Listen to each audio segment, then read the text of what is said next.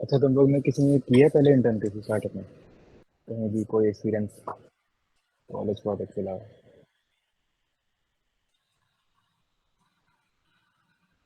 जी service किसका हुआ है यहाँ पे? आए नहीं तो। पांडे संभव। माइक खोलो। प्रज्वल माइक खोल। Yes sir. बोलो कौन कौन है यहाँ पे, देखो। नेमा है, नेमा हेलो। एक मिनट रुकियो जरा, एक मिनट रुकियो। हम्म। हाँ, तुम लोग के बैच में से क्या है, क्या सीन है? किसी ने किया है पहले? मैंने की है सर, मतलब छोटे से स्टार्टअप में फ्रंट एंड। तो कैसा डिफरेंस आया था, ये बता। तो पहले तुम लोग ही बताओ, क्या डिफरेंस लगा नॉर्मल तुम्हारे प्रोजेक्ट में उससे? मतलब काम में कि लाइक मतलब इन्वायरमेंट में कैसा काम सब कुछ मतलब। पहले चल वो बता, एनवायरनमेंट क्या कैसे, मतलब स्ट्रक्चर होता है ना काम करने का वहाँ पे प्रॉपर। ऐसा नहीं अपने हिसाब से करते रहो। हाँ मतलब वो काफी सब होगा। स्ट्रक्चर्ड लिखा होता है और कि लाइक अगर एक्सपोजर मेरे क्या? को, हाँ जैसे अगर मेरे को काम भी करना है तो जैसे मेरे को खुद की ब्रांच बना के काम करनी है, और मैं डायरेक्ट मास्टर में कभी कमिट कर नहीं सकता, हमेशा मेरे को स्टेजिंग में कमिट करना है। प्लस स्टेजिंग से भी बहुत सारी ब्रांच डिवाइडेड होती हैं, तो जो बंदा जिस फीचर में काम कर रहा है उस ब्रांच पे काम करना है, फिर उसके बाद उस ब्रांच से भी अपनी ब्रांच को grow करना है, लाइक एक ब्रांच बनानी है। तो काफी स्ट्रक्चर्ड वे में सब चीज़ डिजाइन होती है, तो ऐसे करना है। और बाकी लोग ने किया है कभी ऐसे काम? किसी ओपन सोर्स में किया होगा, उसमें भी ऐसे होता है? अरे एक काम करो ना, पहले ये लोग यहाँ पे जितने में भी इससे पहले इंटर्न्स करी है, एक बार के लिए हाथ उठा लो, रेज हैंड का ऑप्शन रहता है नीचे, वही कर लो। बोल नहीं रहे हो तो ऐसे ही बता दो भाई कौन कौन करा नहीं करा।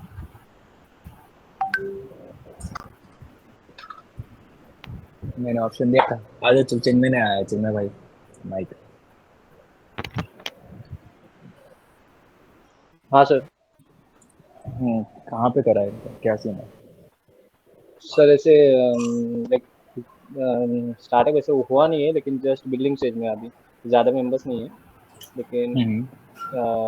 फिर भी कुछ डिफरेंस दिख रहा होगा ना अपने नॉर्मल कॉलेज प्रोजेक्ट में से? हाँ डिफरेंस है, मतलब ऐसे कभी कभी ऐसे मतलब अलग ही चीज़ें देखने मिलती है जो हमें पता नहीं होती। तो लाइक मतलब जैसे कुछ अभी बताओ। अ, जैसे अभी वो बैकएंड वगैरह सेटअप करना था, तो इंग्लिश में हो रहा था, तो हमें सब कुछ पता नहीं था, तो सेटअप करने में हमें एक दिन लग गया। मतलब फिर क्या सेटअप करना था? बैकएंड बैकएंड अच्छा। फिर थोड़ा डॉकर के बारे में वगैरह भी पता चला कि वो सेटअप करते टाइम, तो मतलब ऐसे नई नई चीज़ें ऐसे मिलती है देखने में। टेक्नोलॉजीज तो तुम लोग वैसे भी यूज़ कर सकते हो। ये ओपन सोर्स वाले भी तुम लोग टेक्नोलॉजी यूज़ कर सकते हो, उसको अलग तरीके से यूज़ करते हैं ना कंपनी में। ऐसा कभी देखा है? मतलब हम लोग रिएक्ट पे बना रहे हैं नॉर्मल, हम लोग को कोड लिखना है, हमने लिख दिया, कंपोनेंट बना दिया एक पूरा, उसी पेज में पूरे उसका डाल दिया कोड। कभी देखा है कंपनी में या स्केलेबल प्रोडक्ट में कैसे डिफरेंट होता है वो? सेम एप्लीकेशन को सेम फ्रेमवर्क कैसे अलग से यूज़ कर सकते हैं, अलग अलग तरीके से।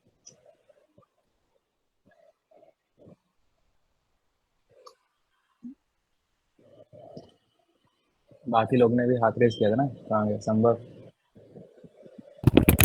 Yes sir. तूने भी हाथ रेस किया था, बता। हाँ सर, मतलब मैंने तो उनको कोल्ड डीएम करा था, तो उससे लगी थी। लाइक पहले तो उन्होंने ब्लॉग्स लगी थी लिखवाए क्या? थे मेरे से। अच्छा, फिर मतलब कुछ फिर ऐसा काम करने के तरीके में डिफरेंस पता चला, मतलब सेम चीज़ यूज़ कर रहे हो लेकिन अलग तरीके? सब पूरा स्ट्रक्चर्ड था उनका, मतलब पूरे दिन का टास्क पहले आता था, फिर रात को रिपोर्ट करना पड़ता था उन्हें पूरा। मतलब जो भाई वो टेक्नोलॉजी। कोड स्ट्रक्चर की बात कर रहा है, कोड। कोड स्ट्रक्चर में तुम। हाँ मतलब उनका बेसिकली वो था कि जैसे मैं पहले तो बहुत ही गंदा कोड लिखता था, फिर उन्होंने फोकस करा क्लीन कोड लिखने पे मेरे। डिफरेंस क्लीन बताओ कैसा होता जरा है क्या? एक बार के लिए, हाँ भाई। स्ट्रक्चर्ड कोड और क्लीन कोड क्या होता है एक्चुअली? कोई और कोई भी बोल दो यार, यहाँ पे सिर्फ बेड वाले बोल रहे हैं भाई, सबको लिए open open for all session रखा, तो बाकी लोग भी बोलो ऐसा मत रखो कि लाइक सिर्फ बेड वाले बोल रहे हैं, फिर फायदा नहीं है ना इसका।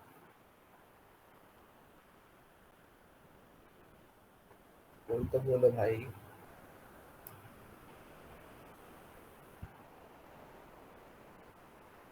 अबे तुम लोग की लेक्चर थोड़ी चल रहा है ये।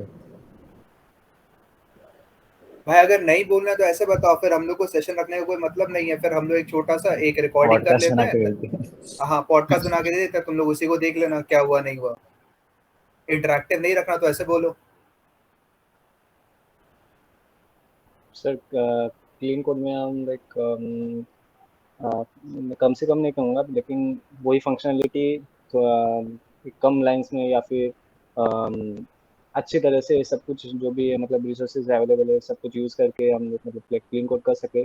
लेकिन structure code means like for example हम लोग कंपोनेंट्स अलग अलग बना सकते हैं या फिर वैसे स्ट्रक्चर रख सकते हैं जिससे रीडेबल हो, मतलब कोई और डेवलपर आए तो उसके लिए रीडेबल हो। जैसे इजी टू नेम रखना, जैसे वेरिएबल की नेमिंग वगैरह इस तरीके से रखना कि काफ़ी आराम से उस वेरिएबल का फंक्शन क्या कर रहा है वो समझ सकते हैं।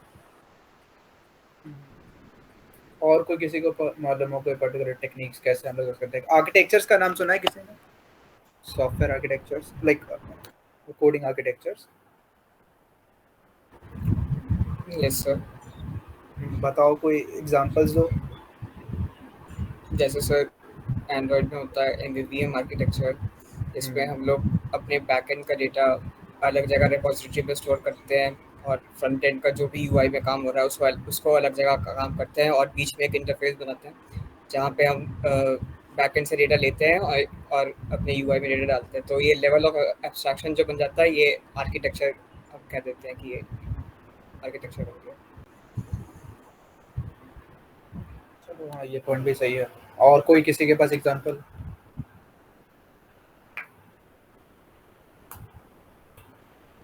अब यार शांत बैठोगे तो कैसे चलेगा भाई, कुछ बोलो।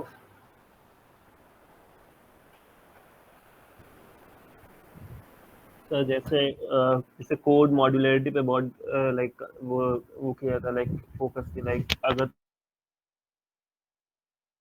यूटिल्स का फोल्डर बनता है उसके अंदर सारे यूटिल फंक्शन होते हैं, तो इसका जो इंपोर्ट करने का सिस्टम होता है वो बहुत अलग रहता है। नाम मेरे को याद नहीं आ रहा, बट रिएक्ट में ऐसे कुछ इंपोर्ट करते हैं कि लाइक जिससे स्टार करके इंपोर्ट करते हैं, जिससे एक अलग इंपोर्ट फाइल बनाते हैं, उसके बाद फिर उस फाइल में सब कुछ इंपोर्ट करते हैं और देन वहां से सब चीज़ें इंपोर्ट होती है।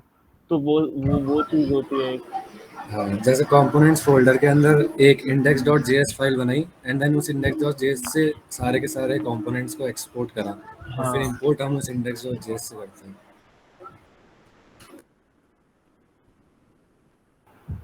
हाँ चलो ये बात सही है। अगर किसी को अच्छे से थोड़ा पढ़ना हो ना, अगर क्या बोलते हैं कि प्रॉपर एक क्लीन आर्किटेक्चर कैसे पढ़ सकते हो, एक सॉलिड प्रिंसिपल्स होते हैं SOLID सॉलिड, ठीक है?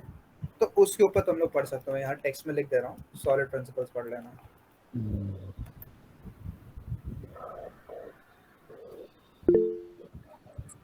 ठीक है, तो यहाँ पे रहा क्लीन कोड वाला पॉइंट। मेन लेकिन यहाँ पे ये रहता है कि देखो जब आप इंटर्न में काम करने जाते हो ना तो तुम लोग का ऐसा नहीं रहेगा। यहाँ पे जैसे तुम लोग ने पर्सनल प्रोजेक्ट पे काम करा तो उसपे ना तुम प्रॉपर गेट ब्रांचेस बनाते हो ना पुल रिक्वेस्ट बनाते हो। तुम लोग का क्या काम रहता है, सिंपल, कि आपने एक ही वो बनाई मेन ब्रांच, अब उसी पे आपने लाइक कोई नया फीचर ही बनाना तो आपने ऐसा नहीं करा कि एक सेपरेट ब्रांच बनाई और उस पर आप कोड कर रहे हो, ऐसा नहीं करोगे। तुम लोग क्या करते हो कि चलो यार इजी है, मैं ही काम कर रहा हूँ तो मैं बस क्या करूँगा, उसी मेन ब्रांच पे कुछ चेंज करा, कमिट करके पुश कर दिया, दैट्स ऑल।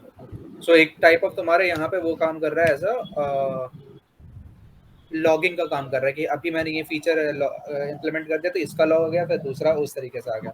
हाँ वर्जनिंग भी काम हो रही है कि तुम एक पुराने किसी पे जा सकते हो। बट अब तुमको देखो, लेट से अगर तुमको 10 लोगों के साथ कोलैबोरेट करना है तो तुमको वहाँ पे यार ब्रांचेस बनानी जरूरी है।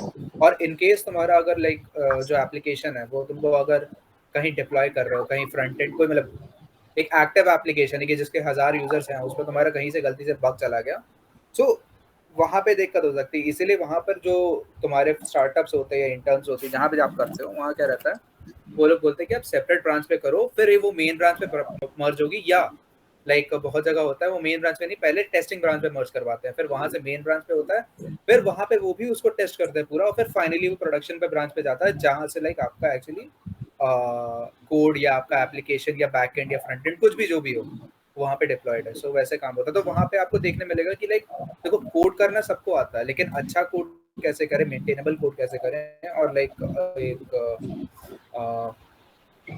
कैसे लाइक पूरा फ्लो मैनेज करें। हाँ फ्लो कैसे मैनेज करें कोड का।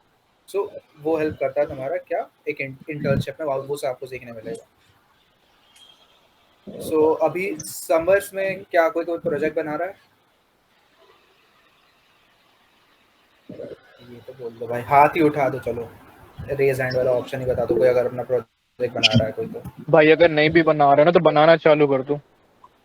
हाँ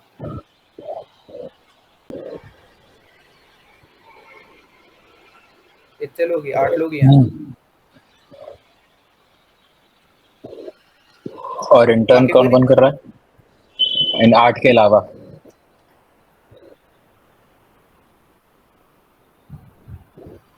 इंटर्न के लिए टारगेट कौन कर रहा है? चलो ठीक है छोड़ो, इंटर्न के लिए टारगेट कौन कर रहा है? पहले सारे हाथ हटा दो, 1 मिनट सारे हाथ हटा दो और उसके बाद दोबारा से रेज करना।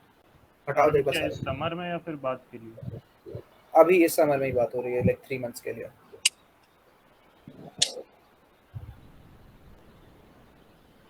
चलो अच्छी बात है यार। अराउंड कितने 13 लोग अभी कर रहे हैं। बाकियों का क्या है कि लाइक समर्स में क्या करना है? अगर मतलब इन केस अगर तुम अगर डीएसए भी या सीपी भी बोलोगे तो भी चलेगा। लाइक कुछ लोग अपने सीपी स्किल्स या डीएसए स्किल्स भी एनहांस करना चाहते हो तो तब भी बताओ, मतलब it is an important skill. हाँ सर भाई, सीपी ही स्किल पे भी वही फोकस करना है रहेगा सर। कुछ नहीं में। सो लाइक वॉइस सीपीडीएस हां कौन कंटिन्यू तो कर देगा सीपीडीएस से कर रहे हो, सो तुम लोग भी ट्राई कर सकते हो एज एन एक्सपीरियंस के लिए। तुम लोग ट्राई कर सकते हो कि एक प्रॉब्लम सेटर वाली इंटर्न्स वैसे ट्राई कर सकते हो। जिनको लगता है कि हाँ थोड़ी मेरी अच्छी है तो उसके बाद तुम लोग उसके लिए भी ट्राई कर सकते हो एज एन इंटर्नशिप। हाँ सर, पता है प्रॉब्लम सबको यार सेटर डेव करने का मन। वाली हाँ, का ही पूछना भी था थोड़ा सर कि मतलब प्रॉब्लम सेटर वाली कर तो लें बट उससे लाइक कुछ एज ए एक्सपीरियंस कहीं डालेंगे तो फर्क पड़ेगा? मतलब हाँ, कर तो ली बिल्कुल बट पड़ेगा। उससे कोई वो बिल्कुल पड़ेगा, प्रोफेशनल एक्सपीरियंस काउंट होता है। हिमांशु और देवेंद्र ही अच्छे से आंसर कर पाएंगे। देवेंद्र, हिमांशु, हाँ भाई। तेरी आवाज नहीं आ रही ब्रो।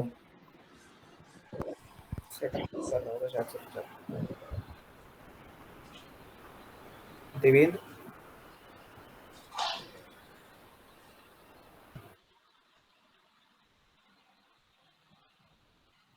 हमारी आवाज? हाँ तो अमन लाइक तो इंटर्न तो कर सकता है प्रॉब्लम सेटर की, पर क्या है ना कि लाइक उसको एज अ एक्सपीरियंस रेज्यूमे में लिख नहीं सकता। लाइक मैंने अपने में लिखा था तो मेरे मतलब जब मैंने सीनियर्स को दिखाया था तो उन्होंने हटवा दिया था। मेरे जो जिससे मेरा इंटरव्यू हुआ था उन्होंने भी पहले कहा था कि ये चीज़ें टेक्निकल काउंट नहीं होती। लाइक जो मेरी तो फिर भी प्लेगरिज्म जगह की थी, प्रॉब्लम सेटर भी उसी डोमेन में आता है कि तुम इसको कर सकते हो, लोग बता सकते हो इंटरव्यू में कि मैंने एक चीज़ करी है, पर रेज्यूमे में मत लिखना। लाइक ये सिर्फ अपने हाँ खुद सर। के लिए कर सकते हो तुम एज एन एक्सपीरियंस, खुद के लिए लेने के लिए कि हम काम कैसे करते हैं लोगों के बीच में। ऐसा जैसे मैंने तो उसको ऐसे बताया था कि वो पूछे थे तुम्हें टीम का कोई एक्सपीरियंस है क्या, तो मैंने कहा था हाँ मैंने एक टीम में वर्क किया था एज अ प्लेगरिज्म चेकर। तो वैसे तो बता सकते हो पर टेक्निकल एक्सपीरियंस की तरह नहीं लिख सकते ऐसे। सर तो क्या वॉलंटियर एक्सपीरियंस टाइप जो होता है जिसमें हाँ, जैसे वॉलंटियर सब में लिख सकते हो, इसमें डाल कि सकते हैं। मैंने कोई टीम वर्क में काम किया है, मुझे प्रॉब्लम सेटिंग आती है, मैंने ये कॉन्टेस्ट बनाए हैं, ऐसे वॉलंटियरिंग में लिख सकते हो। ठीक है सर। तो अब काफी लोगों ने बता दिया इंटर्न में क्या होता क्या है। अब मैं थोड़ा बात करता हूँ लेते कैसे हैं।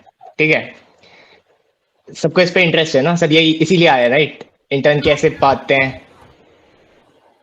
यस ओके, और एक चीज बता रहा हूँ, अगर सेशन में नहीं इंटरेक्ट करोगे तो यार काम नहीं चलेगा। ये काफी इन्फॉर्मल टाइप का सेशन सोचा है हमने कि ताकि सबकी हेल्प हो, इसीलिए टीपीसी ओनली रखा है, जनरल सेशन नहीं है।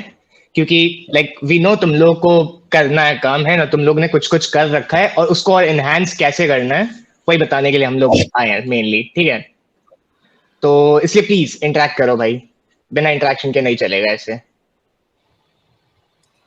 अगर अंडरस्टूड है तो हैंड रेज कर लो। Yes sir. ठीक है, चलो गुड गुड। तो स्टार्ट करते हैं, है ना।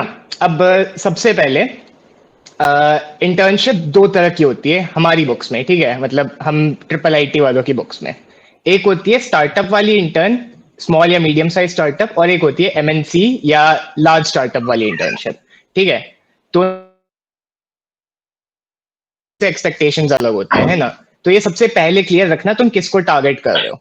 ठीक है, स्मॉल और मीडियम टाइप के स्टार्टअप्स जो होते हैं वो मेनली तुम्हारे नॉलेज गेन के लिए होते हैं। ठीक है, वहां पे तुम हायर मैनेजमेंट से बहुत क्लोजली काम करोगे, और जो प्रोजेक्ट्स रहेंगे ना, या तो तुम पूरे प्रोजेक्ट पे काम करोगे या उसके बहुत सारे पार्ट्स पे काम करोगे एक साथ, तो तुम्हें सीखने को बहुत कुछ मिलेगा। वाइल एमएनसीज में तुम एक बहुत छोटे कंपोनेंट का पार्ट रहोगे किसी बहुत ही इनसिग्निफिकेंट प्रोजेक्ट का, वो भी ठीक है, सॉरी रियलिटी चेक है थोड़ा, बट तुम्हें किसी भी इंपॉर्टेंट कोड को छूने नहीं दिया जाएगा एमएनसीज में।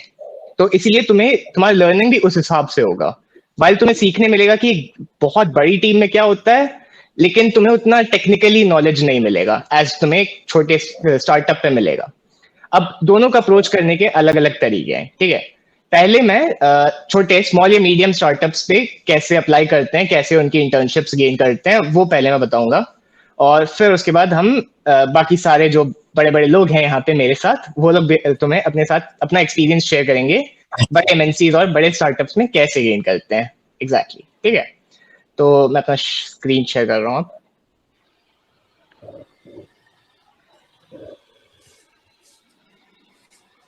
विजिबल है स्क्रीन सबको? यस। बोल के बता देना, ठीक है। हैंड रेज मेरे को नहीं दिख रहा है इस पॉइंट पे। यस ठीक है, तो ये साइट जो मैं दिखा रहा हूँ, ये किसको किसको पता है इस साइट के बारे में? किसको आइडिया है क्या है ये site? Yes, AngelList Wellfound. Yes sir. तो यहाँ पे क्या करते हैं, क्यों ये साइट बाकी जॉब सर्च साइट से अलग है, किसी को आइडिया है? मतलब सबने देखा ही होगा, जॉब सर्च साइट्स बहुत सारी होती है, naukri.com वगैरह, है ना। ये अलग क्यों है, ये किसी को आइडिया है? लाइक लेजिट स्टार्टअप्स होते हैं इसमें, जो मतलब या तो कोई एक पर्टिकुलर लाइक वो फंडिंग उठा चुके होते हैं, या तो फिर वो सीड राउंड के ऊपर होते हैं वो स्टार्टअप्स। एग्जैक्टली। तो वेल फाउंड पे तुम्हें generally startups early to middle scale के स्टार्टअप्स ही मिलेंगे, जो एग्जैक्टली तुम्हारा टारगेट होना चाहिए, ठीक है। तो सबसे पहले तो तुम्हें लोकेशन को देखना है, ठीक है। अपना लोकेशन ध्यान से सेलेक्ट करना, क्योंकि अगर तुम एम्बिशियस लोकेशन सोच के कर लोगे कि रिमोट कर लेंगे यूरोप वगैरह में, तुम फंस जाओगे। तुम्हें रात रात की शिफ्ट करनी पड़ेगी, तुमसे नहीं हो पाएगा, तुम्हारा एक्सपीरियंस सही नहीं रहेगा। और हमेशा याद रखना, एक चीज मैं पहले बता रहा हूँ, जिसको कोई स्पेशलाइजेशन पे काम करना है, राइट, तो यहाँ पे लिख दो, से फॉर एग्जाम्पल मेरे को गेम डेवलपर चाहिए, है ना, तो ऐसे जनरल सॉफ्टवेयर इंजीनियर को हटा दो, ठीक है। तुम्हें उसके हिसाब से फिर तुम्हें लिस्टिंग्स मिलेगी। जैसे किसी को एंड्रॉइड या iOS डेवलपमेंट चाहिए लेट्स से, तो उस हिसाब से डालो, ठीक है। तुम जनरल डालोगे software developer for small startup, तुम्हें सही लिस्टिंग्स नहीं मिलेगी। उसके बाद एक लिस्टिंग को लेट्स से पिक करते हैं, तो let's go for this one, iOS developer intern का, ठीक है। इसमें we have this android developer intern, let's just say. अब एक लिस्टिंग को थोड़ा ब्रेक डाउन करते हैं, ठीक है। सबसे पहले तो देखो ये बेंगलुरु अर्बन है, मतलब यहाँ पे तुम्हें रिलोकेशन लगेगा, जैसा कि यहाँ पे लगा है। तो इसको तो पहले इग्नोर कर दो, क्योंकि तुम अभी थर्ड ईयर में जा रहे हो और कॉलेज तुम्हें ऑन साइट जाने के लिए नहीं अलाउ करेगी। इवन इन द समर तुम्हें फीजिबल नहीं होगा, क्योंकि बैंगलोर जाने के लिए रिलोकेशन में बहुत ज्यादा मतलब खर्चा हो जाता है एसेंशियली, ठीक है। बहुत ज्यादा मेहनत लग जाती है, बहुत बड़ा एक सरदर्द हो जाता है। और अगर छोटी स्टार्टअप है जो सिर्फ लेट्स से 25,000 तक दे रही है, it's not worth relocating for, ठीक है। सबको क्लियर है ये? Hello? Yes sir. Yes sir, yes sir yes ठीक है, यस सर। तो ओके फाइन फाइन। अब यहाँ पे इसीलिए ये वाला होता है इंक्लूड रिमोट जॉब्स, ठीक है। लेकिन हम यहाँ पे ये सिलेक्ट करेंगे, ओनली रिमोट जॉब्स। इसकी मदद से हमें सिर्फ कंपनीज जो रिमोट हायर कर रहे हैं उनसे मतलब होगा। अब ठीक है, अब तुम कोई भी एक लेट्स से जॉब डिस्क्रिप्शन देख लो, राइट। तो लेट्स से दिस Node.js इंटर्नशिप, ठीक है। यहाँ पे काफी लोगों ने Node.js पे काम कर रखा होगा, राइट, बैकएंड। बाकी ना? Yes sir. ठीक है, तो अगर यहाँ पे Node.js, तो लेट्स से फॉर एग्जांपल मैं इंटर्नशिप सर्च के लिए, ठीक है, मैं अपने पर्सपेक्टिव से बता रहा हूँ मैं क्या करूंगा इस सिचुएशन में। आई सी दिस लिस्टिंग, है ना, Cobalt an integrated platform for SaaS, so software as a service, ठीक है। और इन्होंने टेक्नोलॉजीज क्या मांगी है, फंडिंग पहले देखेंगे कि हाँ राउंड 1 फंडिंग हो चुकी है, तो इनके पास पैसा तो है, तो सैलरी गायब नहीं होगी, ठीक है। सबसे पहली चीज तुम ये देखोगे। दूसरी चीज फिर तुम जॉब डिस्क्रिप्शन पढ़ोगे। एसडीके से काम करना है, फुली मैनेज ऑथेंटिकेशन है, तो अगर यहाँ पे तुम्हें लग रहा है कि हाँ ये चीजें भले ही मेरे को नहीं आती हो लेकिन मैं सीख के कर लूंगा, तो इसको और फर्दर एक्सप्लोर करो। लेकिन अगर तुम्हें ऐसा फील हो रहा है कि ये तो तुम्हें कोई आइडिया ही नहीं है, हवा भी नहीं लग रही है, तो इस लिस्टिंग को इग्नोर कर लो, ठीक है। फिर इसके बाद तुम्हें क्या करना है, ये साइट, इस साइट सॉरी ये नहीं, या इस साइट के बारे में किसको किसको आइडिया है? यहाँ पे ग्लासडोर के बारे में किसको कुछ पता है? हाँ सर, यस सर पता है। कोई बता सकता है क्या क्या करते हैं यहाँ पे इस साइट पे? मतलब वही इस पे भी लिस्टिंग्स आती है और मेजरली आई गेस ये सैलरीज पता करने के लिए। हाँ, दैट्स वन पार्ट। ग्लासडोर पे तुम कंपनी के रिव्यूज चेक कर सकते हो, ठीक है। तो बहुत सारी कंपनीज तुम्हें मिलती हैं ऐसे, वेल फाउंड और इंटर्नशाला भी एक और वेल फाउंड जैसी साइट है जहाँ पे तुम्हें इंटर्नशिप्स मिल सकती है, राइट। नाउ इन साइट्स का क्या रहता है ना, बहुत सारी ऐसी कंपनीज रहती है जो एसेंशियली स्कैम होती है, या तो मतलब कुछ डाउनसाइड रहता है कि वो पैसे कम दे रही है, काम ज्यादा करा रही है, या ढंग से गाइडेंस नहीं मिल रही है ना, कुछ ना कुछ ऐसे फ्लॉ रहता है कंपनीज का। इसीलिए तुम्हें फंसने के लिए, ताकि तुम ना फंसो, पहले तुम किसी भी कंपनी के बारे में ग्लासडोर पे रिसर्च करोगे, ठीक है। तो first red flag about a company, अगर उसका ग्लासडोर नहीं है, ठीक है, तो let's just for one moment,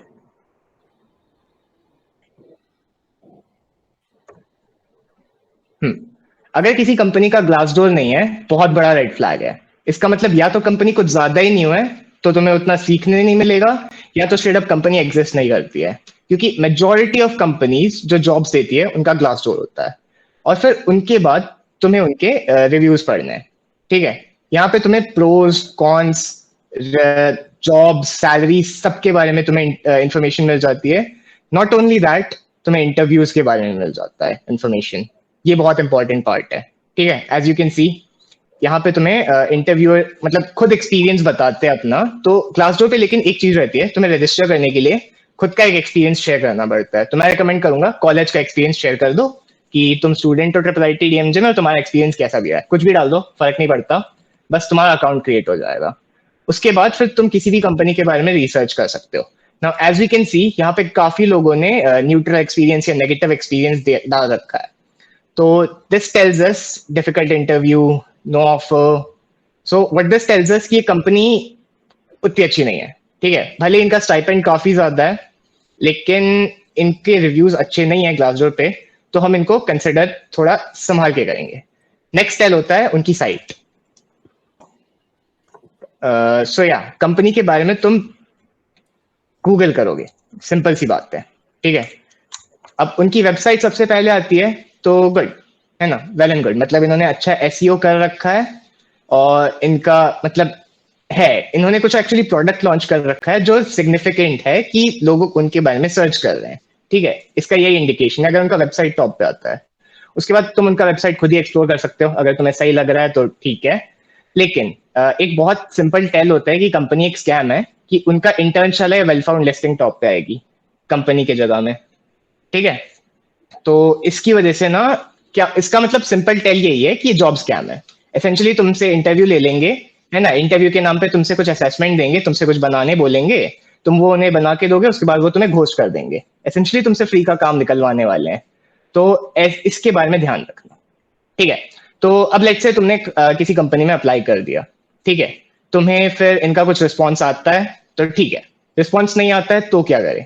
ये बहुत लोगों के साथ होता होगा, आई एज्यूम। रिस्पॉन्स नहीं आता कंपनीज का, है ना, तुम बैठे के बैठे रह जाते हो, उनके घोस्ट कर देते हैं एसेंशियली। इसके लिए होता है लिंक्डइन, ठीक है, सिंपल सी चीज है। अब मैं लिंक्डइन पे जाके सर्च करूंगा Cobalt hiring manager, see your results. Now यहाँ पे कोई खास ऐसे दिख नहीं रहा है, but you get the point, ठीक है। तुम्हें कोई भी हायरिंग मैनेजर या HR पर्सन एट कोबाल्ट तुम्हें चाहिए, है ना, या senior manager, straight up CTO, CEO, small startups, as we can see यहाँ पे 1 to 10 एम्प्लॉयज ही है, जैसे 1 to 10 पीपल, तो तुम इनके सीधा CEO को मैसेज कर सकते हो लिंक्डइन पे, कोई दिक्कत नहीं है। फिर लिंक्डइन पे हम तुम्हारे साथ कुछ टेम्पलेट शेयर कर देंगे कि प्रोफेशनली कैसे इंटरेक्ट करते हैं, है ना। तो तुम्हें वही करना है, हायरिंग मैनेजर को मेल करना है कि तुम अपॉर्चुनिटी देखा तुमने वेल फाउंड पे या कहीं और भी, तुम उसमें इंटरेस्टेड हो, तुम्हें लगता है कि तुम्हारी स्किल्स इसके लिए सूटेड होगी और तुम रिस्पॉन्स का वेट कर रहे हो कंपनी से, ठीक है। ऐसा मेल तुम्हें या मैसेज करना है हायरिंग मैनेजर को, सीईओ, सीटीओ को, ठीक है। छोटी कंपनी है तो याद रखना, बड़ी कंपनीज के सीईओs को परेशान नहीं करते। ऐसे 1 to 10 पीपल वाली कंपनी या 50 to 100 पीपल वाली company, fine, you can go for the CEO. इसको कहते हैं कोल्ड डीएमइंग, ठीक है, कोल्ड मेलिंग या कोल्ड डीएमइंग। अब इसकी मदद से तुम एसेंशियली हाँ ये था इसके लिए कोल्ड मेलिंग के वो ढूंढने के लिए एक नेटवर्क एआई करके टूल आता है गूगल पे, जो पहला नेटवर्क लिंक एआई, आएगा 113.com से, वो काफी अच्छा है, काफी यूजफुल टूल। हाँ इसमें तुम अपनी कंपनी राइट। मेंशन कर दोगे, तुम्हारी टारगेट कंपनी क्या है और तुम्हारा पोर्टफोलियो क्या है, what job you are looking for, तो खुद लिंक्डइन स्क्रैप करके तुम्हारी वो देख लेगा कि कौन कौन हायर कर रहा है उस जॉब पोर्टफोलियो में, और उसकी एक लिस्ट दे देगा तुमको। इसके बारे में थोड़ा और बता दे था। कर गेट स्टार्टेड फॉर फ्री कर देख। तो मतलब you just go on this platform, तुम अपना सारा प्रोफाइल डालोगे कि तुमने पहले क्या किया है, या फिर तुम लोगों को किस फील्ड में जॉब करनी है, what title you are looking for exactly, and title देखते समय ध्यान से देखना, कुछ भी मत डालना कि फुल स्टैक डेवलपर डाला हुआ है या फिर बैकएंड इंजीनियर, मतलब देख के डालना, बिकॉज लिंक्डइन पे लोग डालते हैं hiring for an SD intern या फिर हायरिंग एसडी इंटर्न या हायरिंग डेवलपर, कुछ मतलब देयर आर सर्टेन कीवर्ड्स जो हायरिंग मैनेजर्स डालते हैं लिंक्डइन पे, ठीक है। तो be sure of those keywords कि तुम लोग के क्या है, क्या पोर्टफोलियो में तुमको जाना है, उससे क्या रिलेटेड तुम्हारा कीवर्ड होगा, वो कीवर्ड तुम लोग यहाँ पे डालोगे, and this tool will scrap LinkedIn जितने भी तुम्हारे हायरिंग मैनेजर्स होंगे या फिर कोई भी हायरिंग प्रोफेशनल्स होंगे जो उस फील्ड में हैं, उस रिलेटेड कंपनी में हैं और उस जॉब पोर्टफोलियो पे उनकी जॉब ओपनिंग उन्होंने पोस्ट करी हुई है, वो सब तुम्हें लिस्ट करके साइड में दे देंगे। तो you can go around and start cold mailing में। और कोल्ड मेलिंग करते टाइम बस ये याद रखना कि जैसे होता है ना कि cover letter is never mandatory, किसी भी साइट पे किसी भी कंपनी में अप्लाई करने जाओगे they won't ask for a mandatory cover letter, but it is always good to provide one, ठीक है। Mostly 99% of the cases they won't read your cover letter, but मतलब मैंने कहीं पढ़ा था, एक study show that just the existence of a cover letter gives a good impression कि चलो ठीक है इसने मेहनत करी है। ऑब्वियसली जो हायरिंग कर रहा है कंपनी में, जितनी बड़ी कंपनी है उसके पास उतना ही कम टाइम है करने का, राइट। तुम्हारे एक ही बैठ के और रेज्यूमे भी पढ़े, कवर लेटर भी पढ़े, not going to happen, but still if you prepare something और तुम उसको डाल रहे हो तो it will leave a better impact, because काफ़ी लोग 60 to 70% of the applications do not put a cover letter, ठीक है। तो कोल्ड मेलिंग करते टाइम हमेशा लिंक्डइन पे कनेक्ट करते टाइम वो आता है कि राइट अ नोट, अगर उसने ओपन कनेक्शंस बंद कर रखे हैं तो उस नोट में अपना कवर लेटर डाल सकते हो, नोट में, या फिर कुछ पर्सनलाइज डाल सकते हो कि इस कंपनी में मुझे ऐसा ऐसा यहाँ आपको ओपनिंग दिखी थी या फिर यू हायरिंग और समथिंग, तो and I would like an opportunity to work with you, and ये मेरा पोर्टफोलियो है, ये मैंने ऐसे किया है, मतलब बहुत ब्रीफ में, और लेकिन सारा अपना एक्सपीरियंस और कि why they should even consider you, पूरा रेज्यूमे नहीं छापना उधर, बट बहुत ब्रीफ में अपने आपको बता देना है कि मैं ये करता हूँ, मैंने ये किया है और आपकी कंपनी में आना, तो can I be consider for an opportunity. 100 words generally मैंने स्टडी किया है, 100 वर्ड्स से ज्यादा कोई नहीं पढ़ेगा, ठीक है, उतने में कंटेन कर देना। 100 वर्ड्स कह रहा हूँ, 100 लेटर्स और 100 to 200 लेटर्स, मतलब एक पैराग्राफ है, ठीक है, उससे ज्यादा कोई नहीं पढ़ेगा। तो उसमें सारी डिटेल्स अपनी बता देना जैसे यथार्थ ने कहा, ठीक है। तो this is how you get a response from any company that you are interested in, ठीक है। Now what to do after that. अब मान लो चलो तुम्हें रिस्पॉन्स आ गया, तुम्हें मेल आ गया कि तुम्हारा पोर्टफोलियो हमें पसंद आ गया, या तो रिजेक्ट कर दिया, अब रिजेक्ट कर दिया तो कोई बात नहीं, आगे बढ़ जाओ, ठीक है। और ये हमेशा याद रखना, तुम 100 कंपनीज में अप्लाई करोगे, 50 घोस्ट करेंगी, 40 रिजेक्ट करेंगी, सिर्फ 10 से तुमको पॉजिटिव रिस्पॉन्स आएगा। तो इस चीज के लिए हमेशा रेडी होना, डिस्करेज नहीं होना, डिसअपॉइंट नहीं होना, रियलिटी होती है, ठीक है। बहुत मेहनत लगती है इवन फॉर स्टार्टअप्स, जो अभी तुम्हें मे बी लग रहा हो कि उतनी बड़ी कंपनीज है नहीं, even they are very picky, ठीक है।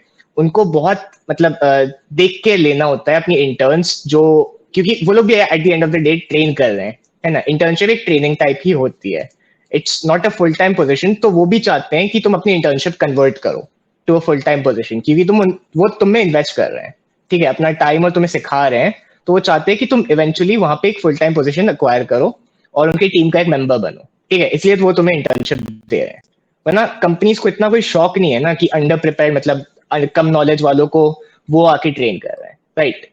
तो या डिसअपॉइंट नहीं होना। अब उसके बाद तुम्हें रिस्पॉन्स आ गया, अब इंटरव्यू के लिए क्या करना है ना, इंटरव्यूज। तो देखो स्टार्टअप्स में जनरली इंटरव्यूज दो ही तरह के होते हैं, है ना? एक डीएसए राउंड होगा और एक टेक राउंड होगा।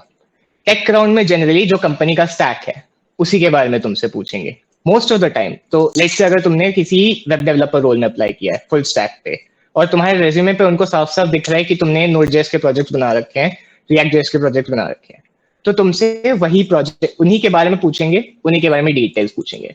अब डीएसए के बारे में सबको पता है क्या करना है, ये साइट है ना, ये हमारा बाइबल लगता है एसेंशियली, इससे तुम्हें पता है क्या करना है, मैं आगे नहीं जाऊंगा, तो रीड कोड करो, ठीक है, डीएसए हो जाएगा।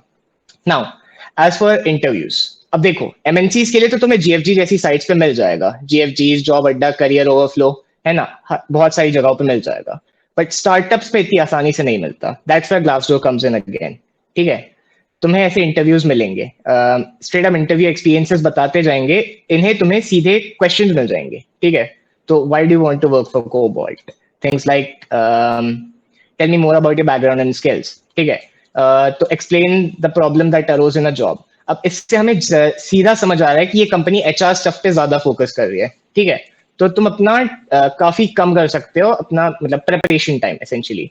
अब ये तो मैं काफी जनरल देख रहा हूँ, है ना, इससे तुम्हें एक आइडिया लग जाएगा कि कंपनी को क्या चाहिए। अब इसके बाद तुम अपने फिल्टर करोगे चीजें, है ना, तो लेट्स से सॉफ्टवेयर इंजीनियर, इससे अब तुम्हें सीधा क्वेश्चंस मिलेंगे कि हाँ मुझसे क्या क्वेश्चंस पूछ सकते हैं। तो देख सकते हो माइक्रोसॉफ्ट डायनामिक्स, तो एसेंशियली इस कंपनी को माइक्रोसॉफ्ट डायनामिक्स में इंटरेस्टेड है, बैकग्राउंड एंड स्किल्स पूछ रही है।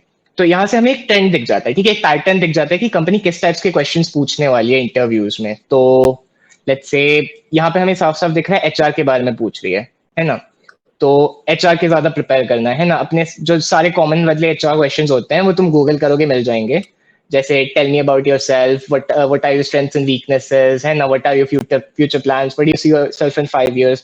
ऐसे जो जनरल क्वेश्चंस है वो तो एकदम रट लेना, ठीक है। उसके अलावा इनके जो स्पेसिफिक क्वेश्चंस होंगे, है ना, वो भी एक बार देख लेना। तो यहाँ से तुम्हें अब एक इंटरव्यू का आइडिया लग जाएगा। अब दूसरी बात, एक्चुअल इंटरव्यू में, ठीक है, एक इंटरव्यू ना तुम्हें हमेशा एक डिस्कशन की तरह ट्रीट करना है, एक professional discussion between two people जो एक दूसरे के बारे में जानना चाहते हैं। मेनली वो तुम्हारे इंटरव्यू तुम्हारे बारे में जानना चाहता है, राइट। तो तुम्हारा गोल होना चाहिए कि तुम अपने प्रोफेशनल स्किल्स को एक ऐसे मैनर में डिस्प्ले करो इंटरव्यूअर को कि उसे तुरंत आइडिया लग जाए कि हाँ इस बंदे को इतना आता है और ये बंदा मेरे रोल के लिए सुटेबल है, ठीक है। उन्हें किसी पॉइंट पे ऐसा नहीं लगना चाहिए कि तुम एरोगेंट हो, कि तुम बस अपनी बड़ाई कर रहे हो कि हाँ मैंने बहुत कुछ कर रखा है जिंदगी में, तो ये नहीं होना चाहिए कभी भी इंटरव्यू में। तो इसीलिए बहुत इंपॉर्टेंट होता है कंसाइज रखना, जो पूछा है उसका आंसर बताओ, थोड़ा बहुत ऐड कर सकते हो बट पूरे टैंजेंट पे कभी नहीं जाना। तो लेट्स से they ask about your project, ठीक है, तुम अपने प्रोजेक्ट के बारे में डिस्क्राइब करते हो, तुम्हारे मेन चीजें क्या होंगी। तो इसी टॉपिक को चलो उठा लेते हैं। तुमसे प्रोजेक्ट के बारे में 90% स्टार्टअप्स पूछेंगे, ठीक है, क्योंकि स्टार्टअप्स को चाहिए ही होता है जिसको उनके टेक स्टैक में एक्सपीरियंस हो। तो अब तुमसे क्या पूछेंगे तुम्हारे प्रोजेक्ट के बारे में। सबसे प्राइमरी क्वेश्चन, ये क्या प्रॉब्लम सॉल्व करता है, ठीक है। ये क्वेश्चन में बहुत लोग फंस जाते हैं, तो हमेशा प्रिपेयर रहना बताने के लिए कि तुम्हारा प्रोजेक्ट क्या प्रॉब्लम सॉल्व करता है, एसेंशियली क्यों बनाया तुमने, है ना। और कभी ये मत बोलना कि मेरे को सीखना था, ठीक है, बहुत बेकार आंसर होता है, कहीं एक्सेप्ट नहीं होता। प्रोजेक्ट का एंटायर पॉइंट ही ये होता है कि कोई प्रॉब्लम एग्जिस्ट कर रही है, उसको तुमने सॉल्व किया है थ्रू कोड, ये समझाना है तुम्हें इंटरव्यू को। अब चलो तुम समझा तो दोगे, तुम्हारा प्रोजेक्ट है, तुमने ही बनाया है ना, तो तुम समझा तो दोगे, लेकिन इस मैनर में समझाना चाहिए तुम्हें कि इंटरव्यू को भी लगे कि वर्थ इट था बनाना, ठीक है। ऐसा नहीं लगना चाहिए कि प्रोजेक्ट फालतू है। अब मैंने बहुत लोगों के रेज्यूमेस देखे तुम में से जिन्होंने डाल रखा है टू डू ऐप या वो ट्यूटोरियल वाले प्रोजेक्ट्स, इंटरव्यूज ने हजारों देखे हैं, है ना, उन्हें आइडिया है। अब तुम्हें नहीं आता, तुम्हारे पास नई प्रोजेक्ट्स है, वो भी इशू नहीं है, बट तुम्हें ऐसे समझाना है कि उनको ऐसा लगे कि नहीं। तो लेट्स से टू डू ऐप है ना, इसको तुमने चेंज करके एक्टिविटी ट्रैकर बता दिया, ये तुम्हारी डेली एक्टिविटीज को ट्रैक कर सकता है और तुम्हें अपकमिंग टास्क के बारे में बता सकता है, ठीक है। इंस्टेंटली स्पाइस अप हो गया है, तुम्हें भी पता है, हमें भी पता है, इंटरव्यू को भी पता है कि है टू डू ऐप, बट तुम्हारे बताने का तरीका ऐसा था कि उन्हें लगा प्रोजेक्ट की एक्चुअली यूटिलिटी है, ऐसा प्रोजेक्ट एग्जिस्ट करना चाहिए, कोई पॉइंट है प्रोजेक्ट का, ठीक है। तो ये चीज सीखना बहुत इंपॉर्टेंट है। एक और एग्जांपल ले लेते हैं, ई कॉमर्स, है ना। तो तुमने ई कॉमर्स ऐप बनाया, लेट्स से बहुत लोग बनाते हैं, है ना, Amazon क्लोन, फ्लिपकार्ट क्लोन, बहुत लोग बनाते हैं, लेकिन तुम्हें इसको ऐसे डिस्क्राइब करना है कि उन्हें लगे कि नहीं नॉर्मल प्लेटफॉर्म से अलग है। तो इसके लिए पहले तो ऑब्वियसली तुम्हें कोई एक डिफाइनिंग फीचर लगेगा। तो लेट्स से तुमने ऑथेंटिकेशन पे बहुत डीपली काम किया है, तो तुम उसी चीज को हाईलाइट करो। ई कॉमर्स प्लेटफॉर्म बता रहे हो, तो लेट्स एग्जांपल लेके बताते हैं कि I have made a e commerce platform but the primary focus I put was on the authentication aspect of it and how it protects privacy of users while shopping. ठीक है, ऐसे describe करो, किसी feature को highlight कर लो अगर तुम्हारा project बहुत ज्यादा जनरल है। इससे इंटरव्यू हमेशा इम्प्रेस होता है कि हाँ इसे पता है इसके प्रोजेक्ट की क्या यूटिलिटी है, और इसे ये भी पता है कि इस प्रोजेक्ट की मार्केट में क्या वैल्यू है ना। उससे मतलब समझ आता है कि बंदे ने रिसर्च किया है, बंदे ने मेहनत की है इस प्रोजेक्ट पे, तो हम इसको हायर करेंगे तो ये हमारे लिए भी ऐसी मेहनत करेगा, इंप्रेशन सही पड़ता है। एक और टिप मैं दूंगा कि जब अपना प्रोजेक्ट बताते हैं, है ना, कीप इट शॉर्ट, 100-150 वर्ड्स रखो, उसके बाद इंटरव्यू को पूछने दो, है ना। तुम खुद पूरी चीजें मत बताओ, तुम बस जनरल इंट्रोडक्शन दो प्रोजेक्ट के बारे में, फिर इंटरव्यू को पूछने दो कि क्या टेक स्टैक यूज किया, क्यों यूज किया, है ना, कहाँ से मिला तुम्हें आइडिया। ये सब इंटरव्यू को पूछने दोगे ना तो उसे लगेगा कि हाँ मैं क्वेश्चन पूछ रही हूँ, ये सही सही आंसर दे रहा है। लेकिन अगर तुम इंट्रो में ही पूरी चीजें बता दोगे, फिर इंटरव्यू को लगेगा उसको कुछ नया पूछना पड़ेगा, फिर वो तुम्हें ट्रिप कर सकता है। इससे अच्छा ये होने ही मत दो, ठीक है। सो एक ब्रीफ इंट्रोडक्शन दो अपने प्रोजेक्ट के बारे में, फिर लेट द इंटरव्यू आस्क कि टेक स्टैक क्या है। अब टेक स्टैक, ठीक है, let's take for example React JS. तुमने रिएक्ट जेएस में प्रोजेक्ट बनाया कोई, इंटरव्यू क्वेश्चन, है ना। ये simple Google search InterviewBit बहुत पॉपुलर साइट है, काफी लोगों ने सुना होगा। इसके ये कुछ क्वेश्चंस है ना, ये क्वेश्चंस तो रट लो, सीधी बात है। मतलब ये तुम्हारे दिमाग में प्रिंटेड होने चाहिए अगर तुमने किसी भी रिएक्ट जेएस का यूज किया है। मतलब तुम्हारे रेज्यूमे अगर मेंशन है कि रिएक्ट जेएस है तो तुम्हें ये पूरा याद होना चाहिए। कुछ 30-40 क्वेश्चंस ही है, ऐसा भी नहीं कि ज्यादा है। क्योंकि क्या होता है ना, लोगों को रिएक्ट जेएस आता है, तुम्हें यूज करना आता होगा, मैं तुम्हें बोलूंगा रिएक्ट जेएस यूज करके कोई मेरे को एक फ्रंट एंड बना दो, तुम कर लोगे। लेकिन फिर तुमसे ऐसे कुछ थ्योरी वाले क्वेश्चंस पूछोगे, ट्रिप कर जाओगे। और इंटरव्यूज में यही पूछते हैं। तो लेट्स से तुम प्रोजेक्ट डिस्क्राइब कर रहे हो, तुमने बोल दिया मैंने रिएक्ट हुक्स यूज किए हैं, वो हुक्स के बारे में कुछ थ्योरेटिकल क्वेश्चन पूछ देगा, तुम्हें नहीं पता होगा, तुम्हारा इंटरव्यू यही बिगड़ जाएगा।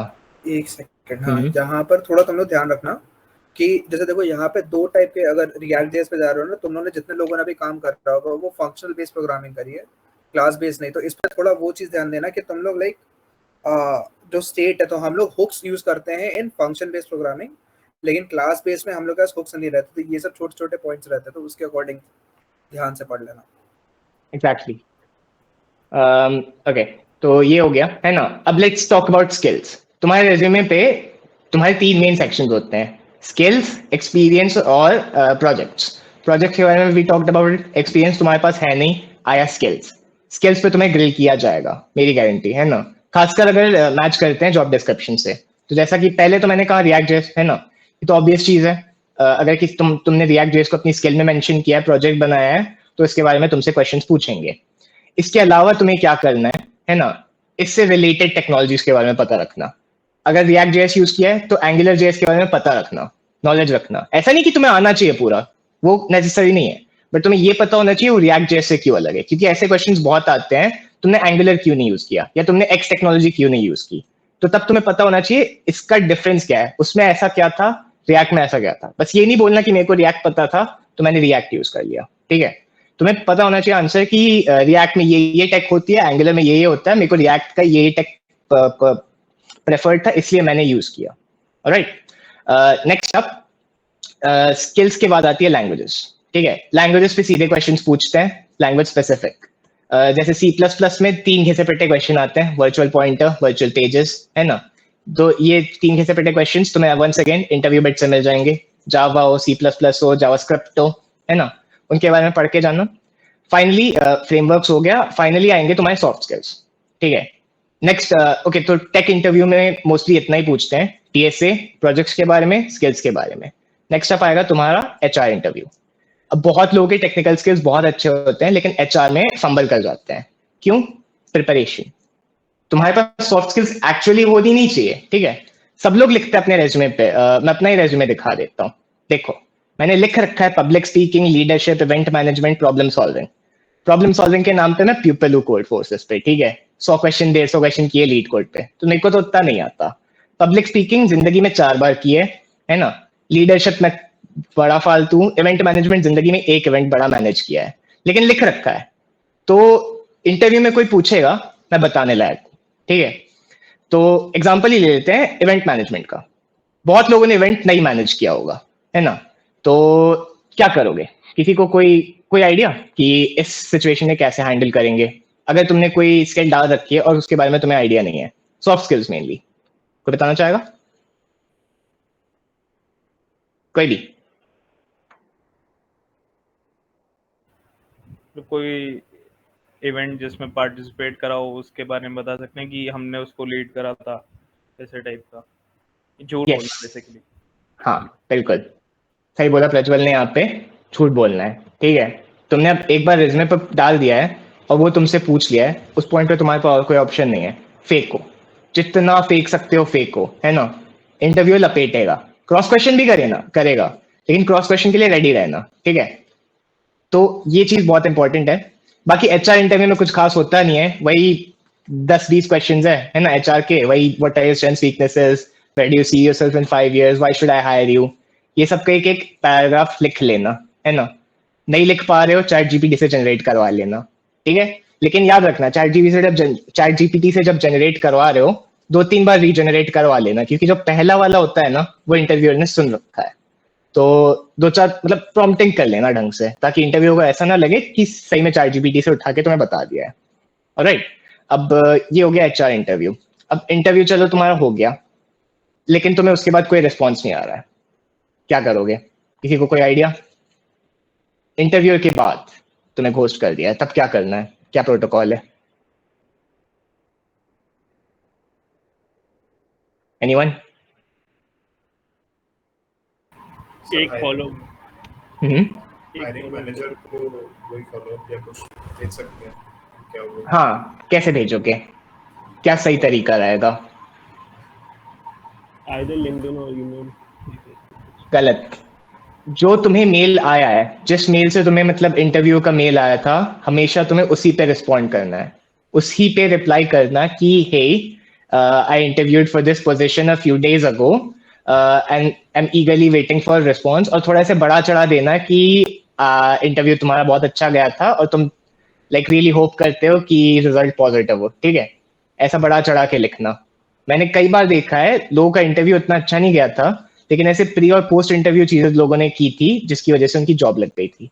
इसका ध्यान रखना, एक एटिकेट हमेशा मेंटेन रखना है, ठीक है। लेट्स से इंटरव्यू हो गया है, राइट, तुमने मेल भी कर दिया, फिर तुम्हें रिस्पॉन्स आता है कि congratulations you got the job. अब इस पे बहुत इंपॉर्टेंट चीज होने वाली है नेगोशिएशन। तुमसे पूछेंगे पैसा कितना लोगे, अब तुम बोलोगे मुझे 1.5 लाख दे दो, वो बोलेंगे जॉब वापस ले लेती हूँ, ठीक है। ये नहीं करना है, नेगोशिएट करना है, लेकिन औकात में रह के करना है, ठीक है। तो let's say for example once again Glassdoor पे जाते हैं। यहाँ पे ग्लासडोर बहुत काम आता है, तुम जाके देखोगे सैलरी सेक्शन पे, है ना। फिर तुम यहाँ पे अपना पोस्ट देखोगे सॉफ्टवेयर डेवलपर, ठीक है, सॉफ्टवेयर डेवलपर सैलरीज। वेट, यहाँ गलत है।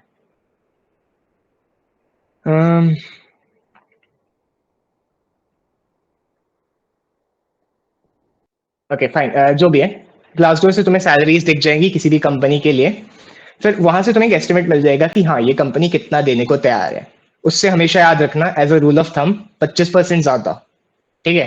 कंपनी जितना देती है तुम उससे 25% ज्यादा तक के लिए नेगोशिएट कर सकते हो, उससे ज्यादा कभी नहीं जाना, और उससे कम जाओगे तो वेल तुम्हें कम पैसे में काम करना है तो कर लो, कोई दिक्कत नहीं है, ठीक है। तो कंपनीज स्टार्टअप्स का है ना एसेंशियली क्या रहता है, वो एक अपर लिमिट रखती है अपने हाथ में कि वो किसी भी इंटर्न को लेट से उनके दिमाग में, हायरिंग मैनेजर के दिमाग में कि हाँ ये 30,000 तक दे सकती है, वो तुम्हें फिर 15,000 ऑफर करेगी, है ना।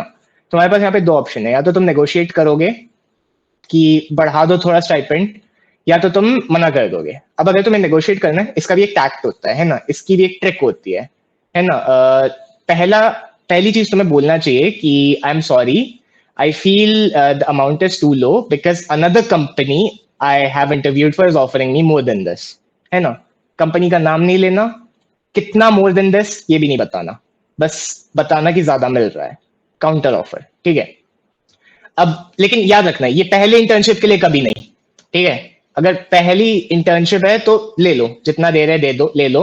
मतलब रिसर्च करके जाओ कि अगर 10-15 हज़ार से कम है तो अप्लाई ही मत करो, बट फिर उनके बाद उनसे नेगोशिएट नहीं करना, क्योंकि तुम एक इंटर्न हो, तुम्हारा मेन पॉइंट है सीखना, सैलरी नहीं।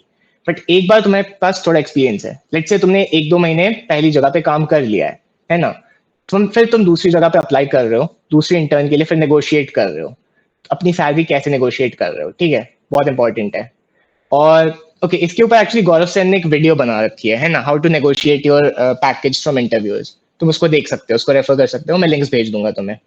तो वो बहुत सही तरीके से बताता है कि कैसे अपनी वर्थ को तुम्हें अपने पास रखना है ना, तुम्हें पता है कि तुम कितने पैसे का काम कर सकते हो और कंपनी कितना ऑफर कर सकती है, दोनों का तुम्हें बैलेंस चाहिए, ठीक है।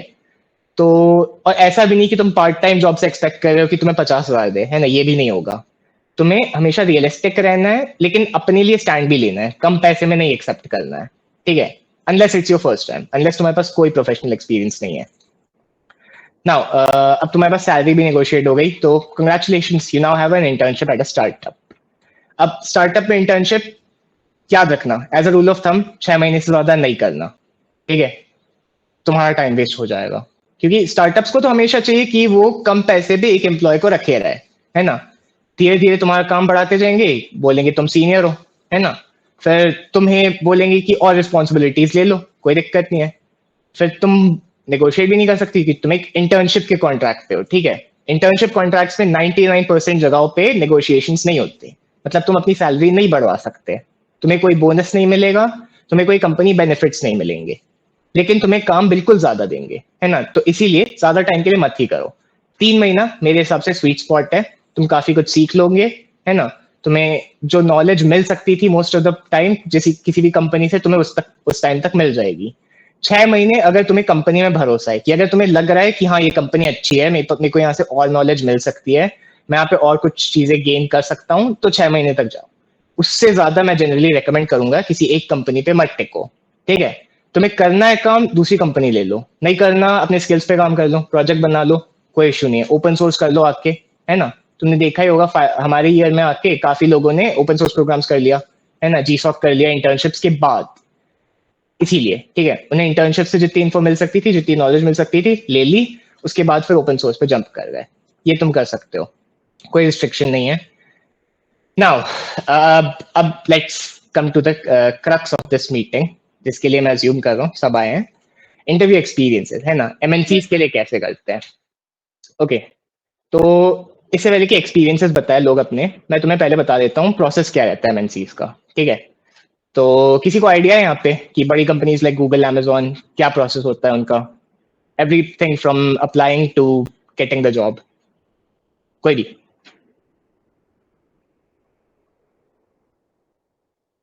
एनीवन? अरे कुछ भी बोल दो यार, कुछ तो आइडिया होगा कि कितने इंटरव्यू होते हैं, कहाँ से अप्लाई करते हैं।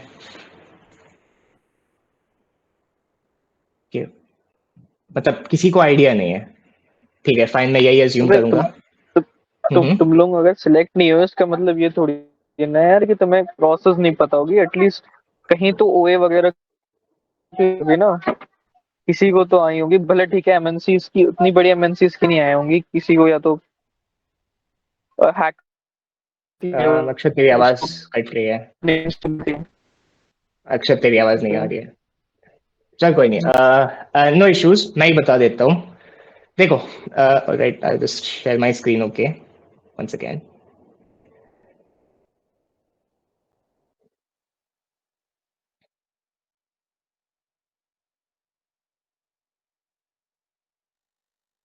देखो, सबसे पहली चीज तो है एमएनसीज की ओपनिंग्स इन साइट्स पे नहीं होंगी, है ना, ये जॉब साइट्स पे एमएनसीज कभी अपना पोस्ट नहीं करेंगी, मोस्ट ऑफ द टाइम सारी कंपनीज का अलग होता है ना, खुद के साइट्स पे ही होती है, dot Amazon, let's say for example, ठीक है। तो Amazon jobs, as you can see, इनका खुद का साइट है, खुद का पोर्टल है, यहाँ से तुम सर्च कर सकते हो इनकी ओपनिंग्स।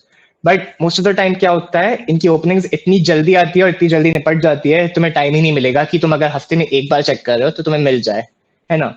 इसको कॉम्बैट करने के लिए हमारे पास 2 मेन तरीके हैं।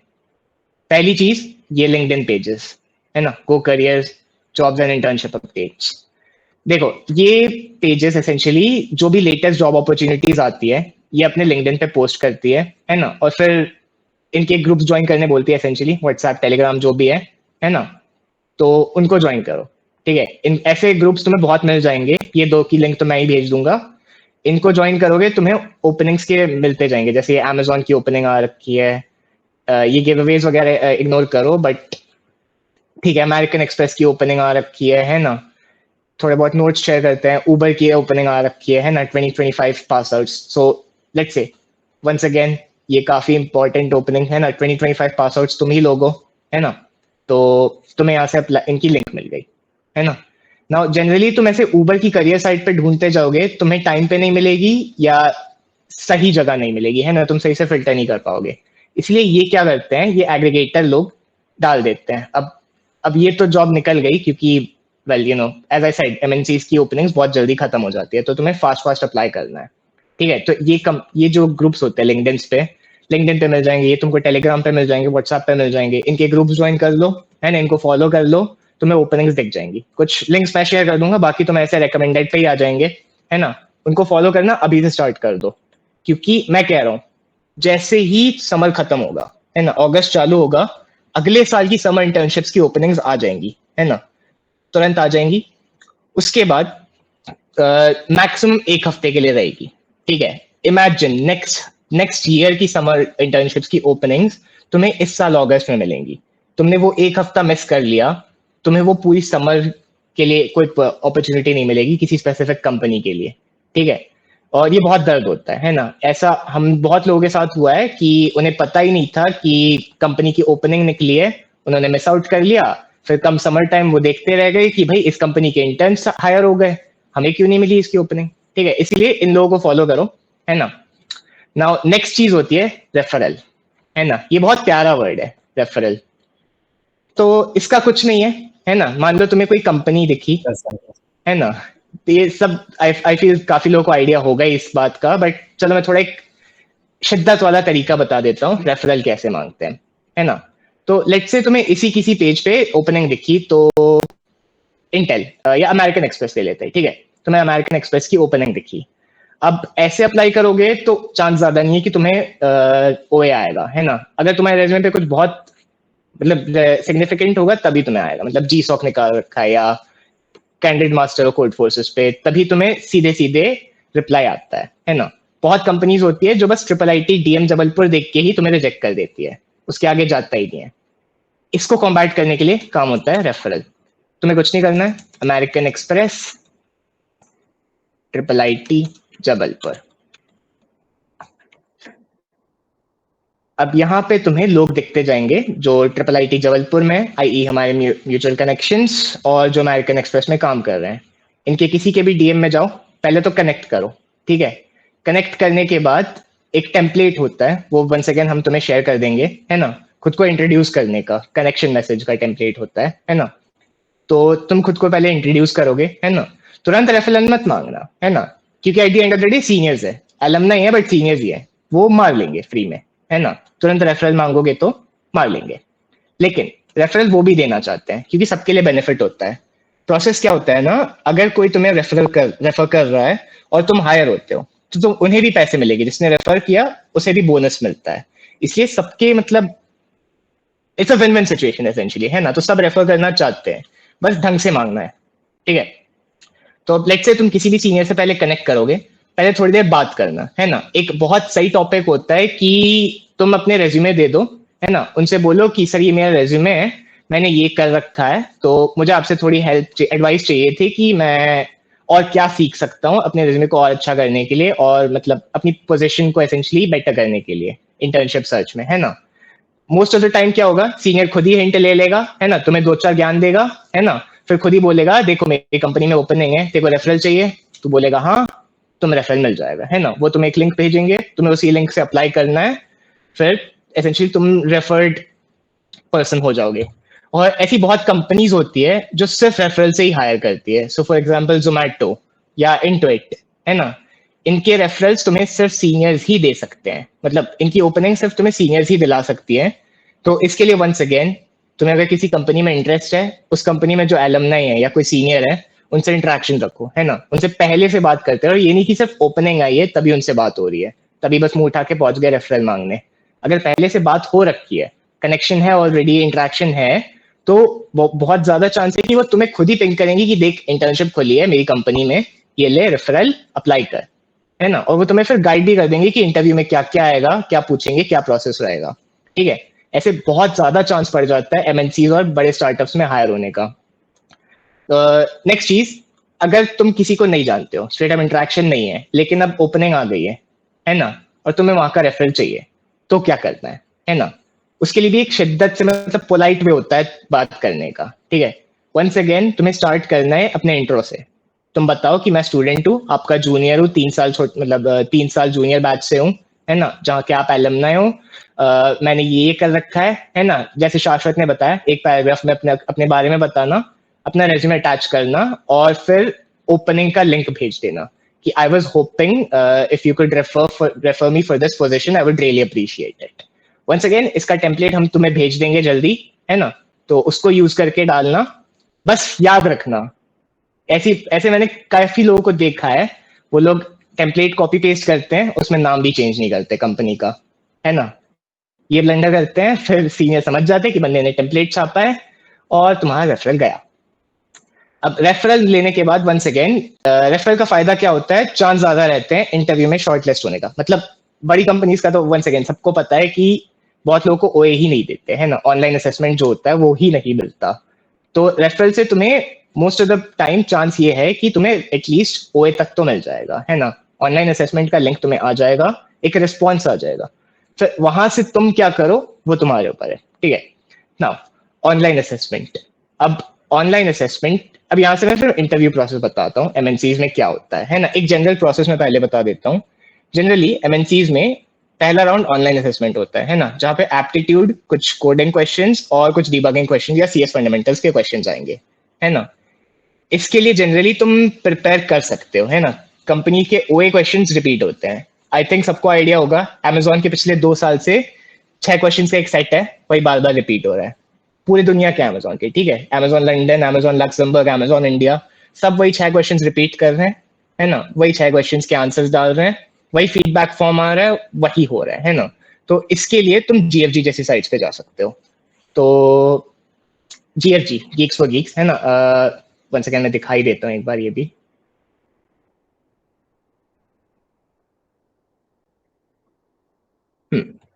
तो लेट्स से दिस, है ना।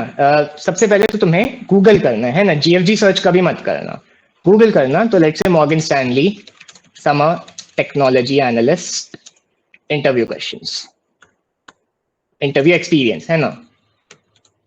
तो जनरली तुम्हें टॉप पे या तो ग्लासडोर दिखेगा या तो जीएफजी दिखेगा, है ना। मीडियम पे जाओगे तो भी तुम्हें यही चीजें मिलेंगी, है ना, टेक यू फॉरवर्ड, ये सारे एम्बिशन बॉक्स, है ना।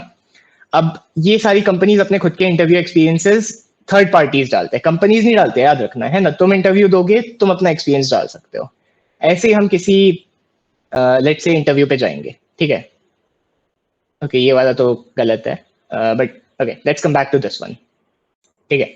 नाउ ऑफ कैंपस है ना, याद रखना तुम मोस्ट ऑफ द जगह जहाँ पे अप्लाई करोगे ऑफ कैंपस है। ऑन कैंपस का इंटरव्यू एक्सपीरियंस डिफर कर सकता है, तो वो उतना रिलायबल नहीं होता, है ना। तो इसलिए ध्यान रखना। अब देखो यहाँ पे हम देख सकते हैं, पहला होता है कोडिंग राउंड, है ना, जिसमें एक एप्टी सेक्शन है, एक डिबगिंग है और कोडिंग राउंड है, ठीक है।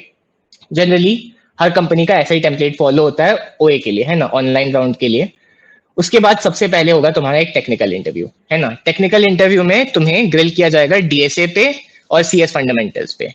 CS fundamentals include object oriented programming, operating systems, DBMS, computer networks. Generally internship positions के लिए, समर पोजीशंस के लिए कंप्यूटर नेटवर्क्स उतना नहीं पूछते हैं, but still to be on the safer side CN पढ़ लेना, ठीक है। स्पेशली ईसी वालों के लिए कह रहा हूँ, है ना। तुम लोग को कोर्स में नहीं था तो तुम्हें बिल्कुल आइडिया नहीं होगा, इसलिए कंप्यूटर नेटवर्क्स और ऑपरेटिंग सिस्टम्स, ये दोनों टॉपिक्स बहुत अच्छे से पढ़ लेना, है ना। थर्ड पार्टी तुम्हारे साथ रिसोर्सेज ऑलरेडी शेयर हो चुके होंगे, नहीं हुए तो अब कर देंगे, है ना, वहां से पढ़ लेना।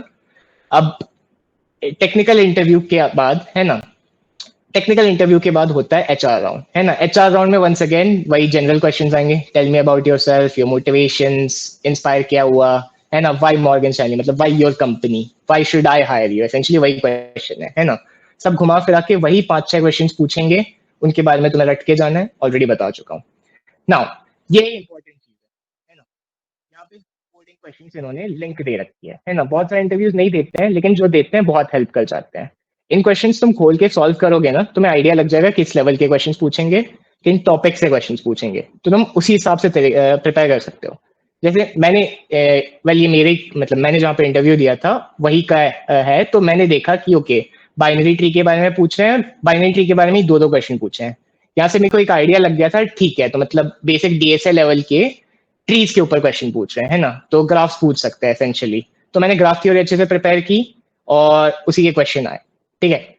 तो ऐसा होता है, बहुत ज्यादा होता है, इसके लिए रेडी रहना है ना। अगर कहीं भी तुम्हें क्वेश्चंस दिख रहे हैं, स्पेसिफिक क्वेश्चंस पूछ लिए है ना, उनके लिए अच्छे से प्रिपेयर कर लेना।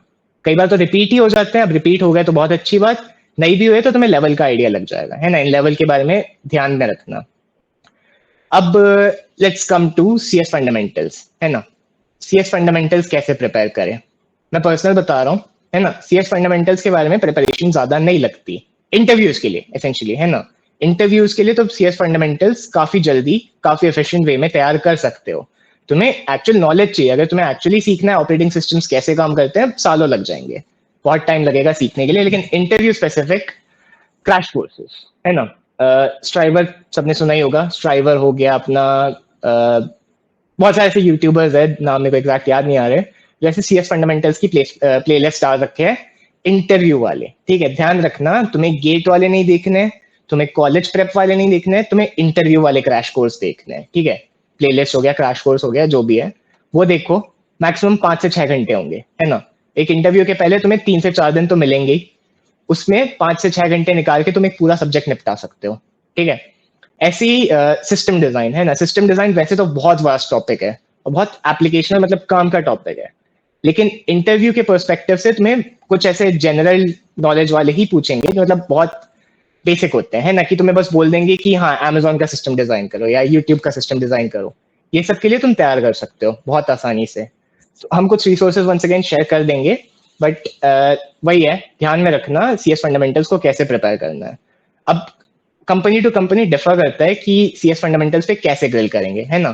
तो जैसे मेरी कंपनी ने तो मेरे को सीधा प्रॉब्लम वाले क्वेश्चन दे दिए थे, मतलब रियल लाइफ प्रॉब्लम दे दी, पूछ दिया उसको सीएस फंडामेंटल से तुम कैसे सॉल्व करोगे। बहुत कंपनीज होती है जो डायरेक्ट क्वेश्चन पूछती है कि सीधा पूछ दिया 4 पिलर बता दो ऊप्स के, है ना। या कुछ कंपनीज होती है जो कुछ मिक्स कर देंगी, वो बोलेंगी मतलब एक ऊप्स के क्वेश्चन में ओएस कैसे इंटीग्रेट करोगे, ऐसे क्वेश्चंस आ जाएंगे, है ना। तो तुम्हें मतलब नॉलेज होनी चाहिए हर टॉपिक के बारे में, भले ही डीप में ना हो, नॉलेज होनी चाहिए, ठीक है। ऐसा कुछ नहीं होना चाहिए कि तुम्हें नहीं आता, बिल्कुल ब्लैंक है ना। एमएनसीज में ये बहुत होता है कि अगर तुम्हें बेसिक्स के बारे में नॉलेज नहीं है, भले ही तुम्हें एडवांस नहीं पता है, कोई बात नहीं। मान लो कोई टॉपिक उठा लेते हैं ऊप्स, है ना, तुम्हें मान लो बहुत एडवांस ऊप्स नहीं आती, लेकिन अगर तुम्हें जो बेसिक्स फंडामेंटल्स क्लियर है और वो तुमने दिखा दिया कि हाँ मेरे को फंडामेंटल्स एब्सोल्युटली क्लियर है, लेकिन मैं एडवांस सीख लूंगा, है ना। जैसे ही नीड आएगी, अगर कंपनी के लिए नीड आएगी तो मैं तुरंत सीख लूंगा। अगर तुमने ये जता दिया इंटरव्यूअर को, वो सेटिस्फाई हो जाएगा, भले ही तुमने आंसर गलत दिया हो या इनकम्प्लीट दिया हो, ठीक है। तो अब स्टार्ट करते हैं एक्चुअल इंटरव्यू एक्सपीरियंसेस से। तो बताओ थर्ड ईयर वाले बॉयज कौन स्टार्ट करना चाहेगा? किताब करो, तुम ही करो। मैं क्यों करूं यार, मैं कब से बोल रहा हूँ। लो मैं ना तू। Okay fine then. तो मैं मॉर्गन स्टैनली में करंटली समर टेक्नोलॉजी एनालिस्ट में सिलेक्ट हुआ हूँ। तो मेरे इंटरव्यू प्रोसेस का पहले से बताता हूँ शुरुआत से। सबसे पहले सितंबर में आई थी ओपनिंग, ठीक है। वंस अगेन 3 दिन के लिए ओपनिंग खुली थी, तब जिसने अप्लाई कर दिया ऑलमोस्ट सबको ओए का लिंक आया था, ठीक है। अराउंड फरवरी 15 के आसपास ओए का लिंक सबको आया था, है ना। 20th को था ओए, तो मतलब 5 दिन से 1 हफ्ते का टाइम दिया था, उतने में प्रिपेयर कर लेना था मेरे को, है ना। मैंने कर लिया, ठीक है। अब ओए में 3 क्वेश्चंस पूछे कोडिंग के, है ना। बाकी कोडिंग क्वेश्चंस मतलब ठीक ठाक लेवल के थे, है ना। तुम कहोगे लीड कोड के मीडियम टू हार्ड क्वेश्चंस थे। तुम मतलब थोड़ी प्रैक्टिस होगी अगर तुम्हारी डीएसए में, तो तुम सॉल्व कर लोगे, है ना। इस लेवल के क्वेश्चंस थे, एग्जैक्ट तो मेरे को याद नहीं। बाकी एप्टीट्यूड काफी गंदा आया था, as far as I remember. Aptitude में काफी मतलब ट्रिकी क्वेश्चंस पूछे थे, जो तुम्हें मतलब पढ़ा होना चाहिए, है ना। अगर तुमने कैट वगैरह के लिए थोड़ी प्रिपेयर की थी तो ही तुम्हें वो आएंगे क्वेश्चन, ठीक है। अब उसके बीच में था एक डिबगिंग सेक्शन, उसमें एसेंशली कुछ मतलब एक पैराग्राफ दिया हुआ था कोड का, है ना, 5-6 लाइन दी हुई थी, उसमें से कुछ एरर आ रहा था, तुम्हें उस एरर को सही करना था, एज सिंपल एज दैट। ठीक है, अब ओए के आज से 1 हफ्ते बाद मेरे को कॉल आया था टेक राउंड 1 का, है ना। अब टेक राउंड 1 में मेरे से वंस अगेन डीएसए और सीएस फंडामेंटल्स पे ग्रिल किया गया। अब डीएसए के लिए सबसे पहला क्वेश्चन मेरे को पूछा गया था विच वाज, मान लो तुम्हारे पास एक स्टैक है ना, और तुमने कुछ एलिमेंट स्टैक से पास किए, फिर उनको पॉप किया, तो तुम्हारे पास एक और सीक्वेंस ऑफ एलिमेंट्स आया है, फिर तुम्हें एक और सीक्वेंस दिया गया है और तुम्हें बताना है कि तुम इस सीक्वेंस को स्टैक से किसी भी ऑपरेशन से पास करके जो पुराना सीक्वेंस है वो बना सकते हो कि नहीं। ठीक है, ये मतलब करने लायक क्वेश्चन था, है ना। ये सॉल्व करके मैंने एक्सप्लेन कर दिया। उसके बाद उन्होंने क्वेश्चन पूछा एक राउंड रॉबिन शेड्यूलिंग के बारे में, ऑपरेटिंग सिस्टम वाला नहीं। मान लो तुम्हें n दिया हुआ है ना, you are given an integer n, और तुम्हें 1 to n को ऐसे शेड्यूल करना है कि सबको प्ले करे, है ना, राउंड रॉबिन फॉर्मेट में प्ले करे, बट एक कंडीशन है कि कोई भी टीम 2 days इन अ रो नहीं खेल सकती। तो मान लो अगर आज 1 और 2 ने कोई गेम खेला है तो अगले दिन 1 और 2 नहीं खेल सकती, और एक दिन में सिर्फ एक ही टीम खेल सकती है। तो तुम्हें बताना था कि कितने दिन लगेंगे तुम्हें ये शेड्यूल करने में, और पूरा शेड्यूल तुम्हें बताना था। ये क्वेश्चन मेरे से नहीं हुआ, लेकिन मैंने जनरल अप्रोच बता दिया था, है ना। मैं अपना जो भी अप्रोच था मैं डिस्क्राइब करते हुए चल रहा था, है ना, और मैं एक्सप्लेन करते हुए चल रहा था कि मेरा माइंडसेट क्या है, मैंने कैसे प्रॉब्लम को ब्रेक डाउन किया और उसको फिर कैसे अप्रोच किया सॉल्व करने के लिए। भले ही सॉल्व नहीं हुआ, इतना चल जाता है, ठीक है, सारे क्वेश्चन सॉल्व करने का कोई तुमसे एक्सपेक्ट नहीं करता है। उसके बाद मेरे से ऑब्जेक्ट ओरिएंटेड प्रोग्रामिंग का क्वेश्चन पूछा। एसेंशियली तुम्हें एक पेन बेचने वाला स्टोर है, उसको ऑब्जेक्ट ओरिएंटेड डिजाइन करना है। तो उसको ऑब्जेक्ट ओरिएंट मतलब सारी क्लासेस बतानी है ना, कौन किसको इनहेरिट कर रहा है और किसके किसके बीच में कनेक्शन है, वो वाली चीज। अतुल गुप्ता तुम्हें अभी पढ़ाएगा इस सेमेस्टर, है ना। क्लास में मत ध्यान देना, बट उन टॉपिक्स को पढ़ लेना एसेंशियली। उसके बाद ऑपरेटिंग सिस्टम पे क्वेश्चन पूछा था, डेडलॉक्स क्या होते हैं, कहाँ यूज होते हैं, मतलब डेडलॉक सॉल्व कैसे करेंगे, है ना। ये जनरल क्वेश्चन है, रटने वाली चीज है। और उसके बाद एक एप्लीकेशनल क्वेश्चन पूछा था ओएस से कि मान लो तुम्हारे पास एक ट्रैफिक लाइट है ना, जहाँ पे 4 लेन्स है, तुम्हें डेडलॉक्स का कॉन्सेप्ट मतलब म्यूटेक्स लॉक्स का कॉन्सेप्ट यूज करके ट्रैफिक लाइट्स को डिजाइन करना है, ठीक है, और इसका सूडो कोड लिखना था।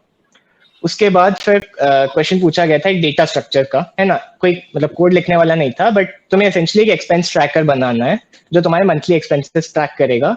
इसके लिए तुम कौन सा डेटा स्ट्रक्चर यूज करोगे और कौन सा एल्गोरिथम यूज करोगे एक्सपेंस फेच करने के लिए, ठीक है। उसके बाद क्वेश्चन पूछा गया था एक डीबीएमएस के लिए। उसके बाद उसके लिए तो सीधा एक टेबल बना दिया उसने व्हाइट बोर्ड पे और बोला क्वेरी लिखो कुछ फेच करने के लिए, है ना। तो क्वेरीज पढ़ के जाना हो जाएगा उसमें। तो बाकी तो ऐसे ही इंट्रोड्यूस योरसेल्फ वगैरह जनरल क्वेश्चंस। तो ऐसे टेक राउंड 1 हो गया। अब मेरा क्या था, थोड़ा यूनिक था कंपनी का कि राउंड 2 भी टेक प्लस एचआर था, है ना। लेकिन मेरे लिए क्या हुआ था ना, सबके लिए नहीं होता, बट फॉर सम रीजन मेरे को ज्यादा एचआर पे फोकस किया गया, है ना। एचआर क्वेश्चन ज्यादा पूछे मेरे लिए, तो टीम वर्क के बारे में पूछा, है ना, why should I hire you वाले क्वेश्चंस, है ना, व्हाई मॉर्गन स्टैनली। तो एज यू नो मेरे रेज्यूमे पे गेम डेवलपमेंट भरा था और उन्होंने पूछ लिया तुम तो गेम डेवलपर हो, why do you want to work in finance, है ना। तो उसके लिए आंसर्स पूछ लिए। तो कंपनी के बारे में पढ़ के जाना, ठीक है, बहुत इंपॉर्टेंट है। तुम जिस भी कंपनी में जा रहे हो उनकी वेबसाइट पे जाना, अबाउट अस पढ़ लेना, है ना। उस सेक्शन में कुछ ना कुछ होगा, एक मोटो टाइप का, है ना, why do we do what do we do, ऐसा टाइप का होगा कुछ, वो पढ़ के जाना। वो अगर एचआर राउंड में बता दोगे ना, बहुत इंप्रेस हो जाते हैं लोग, ठीक है, ये ध्यान में रखना। और फिर बस एक क्वेश्चन पूछा था सिस्टम डिजाइन का, how will you system design Google play store, ठीक है। सिस्टम डिजाइन कर दिया, इंटरव्यू ओवर। फिर अराउंड 6 वीक बाद मेरे को रिस्पॉन्स आया था कि आई बीन सिलेक्टेड। तो हाँ, ये भी ध्यान रखना कि कंपनीज का कोई माँ बाप नहीं है, वो कभी भी करेंगे, अपनी फुर्सत से करेंगे। तुम भरोसे में मत रहना कि आएगा ही आएगा, और इस भरोसे में मत रहना कि रिजेक्ट ही होगा, कुछ भी हो सकता है, ठीक है। फिर नेक्स्ट साइड से यथार्थ मिस्टर ट्रांजैक्ट। तो ये था तेरा एमएनसी, ठीक है। अब जैसे उसने स्टार्टिंग में बोला था कि 2 टाइप के हमारे हम लोग रखते हैं, हमारे विकिपीडिया में 2 टाइप का है, स्टार्टअप्स और एमएनसी, ठीक है। स्टार्टअप्स में भी अगर तुम लोग देखो तो एक होगी तुम्हारी लो स्किल स्टार्टअप जो तुम्हें इंटरनेशनल और ये वेल फाउंड फंड मिलती है। दूसरी आती है तुम्हारी थोड़ी मीडियम या लार्ज स्केल स्टार्टअप। अब इंडस्ट्री में तुम लोग देखोगे कैटेगराइजेशन, तो लो और मीडियम बेस्ड स्टार्टअप होते हैं, इसके number of people in the company, ठीक है, कि 10 से 50 लोग हैं तो लो साइज कंपनी है, 50 से 200 है तो मीडियम, बहुत ज्यादा है तो हाई, ठीक है। बट ट्रांजेक्ट का क्या सीन है, हमें पहले भी नहीं पता था। जब हमने अप्लाई करते टाइम पे हुआ था ना, हमें पता था कि ट्रांजेक्ट कैसी है बिकॉज हमारे सीनियर से डायरेक्टली उन्होंने रेफरल दिया था, उन्होंने ही हमें इंट्रोड्यूस किया था ट्रांजेक्ट से। ठीक है, उससे पहले मैं बताऊं, मुझे नहीं पता था ट्रांजेक्ट के बारे में। एंड तब वी वर लाइक कि यार ये क्या बात है, 70 ही लोग हैं हमारे। हम तो जब इनफैक्ट हमने अप्लाई किया था तो वहाँ पे 65 लोग थे कुछ ऐसे। तो मेरा यार ये क्या बात है, 65 लोग 70 लोग, स्मॉल साइज कंपनी है सर, मैं क्यों जाऊँ। तो सबसे पहली बात आती है स्टार्टअप का स्केल, देखो किस स्केल पर है वो, है ना, और स्टार्टअप में कितना उसको इन्वेस्टमेंट मिल रही है, कितना उसका कैसा काम चल रहा है उधर, है ना। अब छोटे स्टार्टअप में जैसे गए, स्टार्टिंग में प्रज्वल ने भी बताया कि सर एकदम इनिशिएशन फेज था, आइडिएशन वाले फेज था, तो उतना नहीं था, तो इतना ही ग्राउंड अप नहीं बिल्ड करना तुमको स्टार्टअप कि एकदम ही, मतलब अगर तुम स्टार्टिंग वहां पे जाके भी तुम लोग अपनी नोड ऐप इनिशिएट कर रहे हो तो तुम्हारा लर्निंग का उतना ज्यादा स्टार्टिंग में तो नहीं होगा एटलीस्ट। बट ट्रांजैक्ट एक ऐसी थी कि उनका स्केल ऑलरेडी भर रखा था। They already made a product जो लाइव है, उनके पास कस्टमर्स हैं, उनके पास कंपनीज हैं जो उनके क्लाइंट्स हैं, and they've raised about 7 to 8 million USD in funding. तो यहाँ पे स्केल दिख रहा था। ठीक है, तो अब MNCs क्या करती हैं, तुमने देखा अर्नब केसेस, मोस्टली केसेस में तुमको DSA पूछेंगी, प्रॉब्लम सॉल्विंग स्किल्स एंड तुम्हारी CS fundamentals, because what they want is कि मुझे एक स्मार्ट बंदा दे दो एंड डेवलपर उसको मैं बना दूंगा। ठीक है, कि सड़क से उठा के स्टार बना दूंगा, लेकिन मुझे बस चाहिए कि उसमें दिमाग हो। ठीक, तो वो तुम्हारा टेस्ट हो जाता है तुम्हारे DSA से, और CS फंडामेंटल्स आने चाहिए because these are the concept जो कि हर डेवलपमेंट के बेस पे लगते हैं। तुमने देखा कल OS का कभी सेशन हुआ है, OS की क्लास में भी तुमने पढ़ा होगा कि मेमोरी कैसे होती है, मेमोरी मैनेजमेंट क्या होते हैं, टास्क शेड्यूलिंग, ये सब तुम्हारा डेवलपमेंट में लगता है।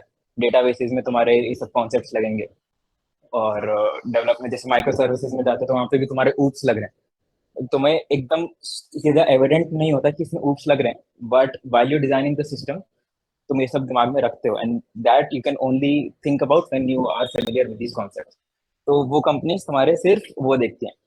स्टार्टअप्स को क्या चाहिए, उनके पास टाइम नहीं है तुम लोग को ट्रेन करने का। ठीक है, तुम लोग को ग्राउंड अप नरिश करने का, तुम्हारा डेवलपमेंट करते हैं, वो कोड सिखा रहे हैं स्टार्टिंग में आके कि ऐसे ऐसे कोड होता है, ये होता है। व्हाट दे वांट इज कि I want someone who knows CS fundamentals अच्छे से, who has a bit understanding about DSA, मतलब प्रॉब्लम सॉल्विंग इतना भी नहीं कि कोई सा भी आ जाएगा, प्रॉब्लम सॉल्विंग थोड़ी आती है लेकिन उतना ड्रिल नहीं करते उसके जितना MNCs में करते हैं। ड्रिल वहां पर होता है डेवलपमेंट साइड में, at least that's what has been my experience. तो जब ट्रांजैक्ट में गए थे तो उधर क्या था, सबसे पहले एक OA हुआ था ऑनलाइन से, इजी था, मैं कहूँगा बहुत इजी था, और इनफैक्ट हेल्प भी हो जाती है उसमें अच्छे से। तो OA राउंड हुआ, OA के बाद तुम्हारी HR की कॉल आती है कि कहाँ पर हो, क्या भेज हो, किन चाहिए ट्रांजैक्ट, ऐसा ऐसा। It was about 15 to 20 minutes call, and उसके बाद आता है टेक्निकल राउंड 1। ठीक है, टेक्निकल राउंड 1 में गए, हमारे सीनियर ने ये लिया था HR ने, और उन्होंने एक नॉर्मल DSA का क्वेश्चन पूछा जो कि बेसिक टेम्पलेट लीड कोड वाला क्वेश्चन था। ठीक है, वो सॉल्व किया, मीडियम लेवल था लीड कोड पे। रिस्टोर IP एड्रेसेस तुमने किया होगा पहले प्रोबेबली, अगर किसी ने लीड कोड कोई करता है ग्रिल, इवन ऐसे क्वेश्चंस बहुत टाइम स्ट्रीट्स में भी आ रहा है। ठीक है, तो वो टेम्पलेट क्वेश्चन था, that was it for round 1। ठीक है, एक क्वेश्चन उन्होंने पूछा, थोड़ा बहुत बिल्डअप किया, बस हो गया। फिर आता है टेक्निकल राउंड 2, है ना। अब उसमें वो बेसिकली 2 पार्ट्स में डिवाइडेड था। उसमें क्या था कि पहले उन्होंने मेरे को एक DSA क्वेश्चन पूछा, and then they moved on to development. तो DSA में again standard template question, probably LeetCode से ही था, है ना। उसमें था कि you have a circle and you have, अभी एक्सप्लेन करना है क्या तुम लोग को question? Do you want me to explain क्या DSA क्वेश्चन, और do want, would you rather have me share that question? Chat में डाल दो।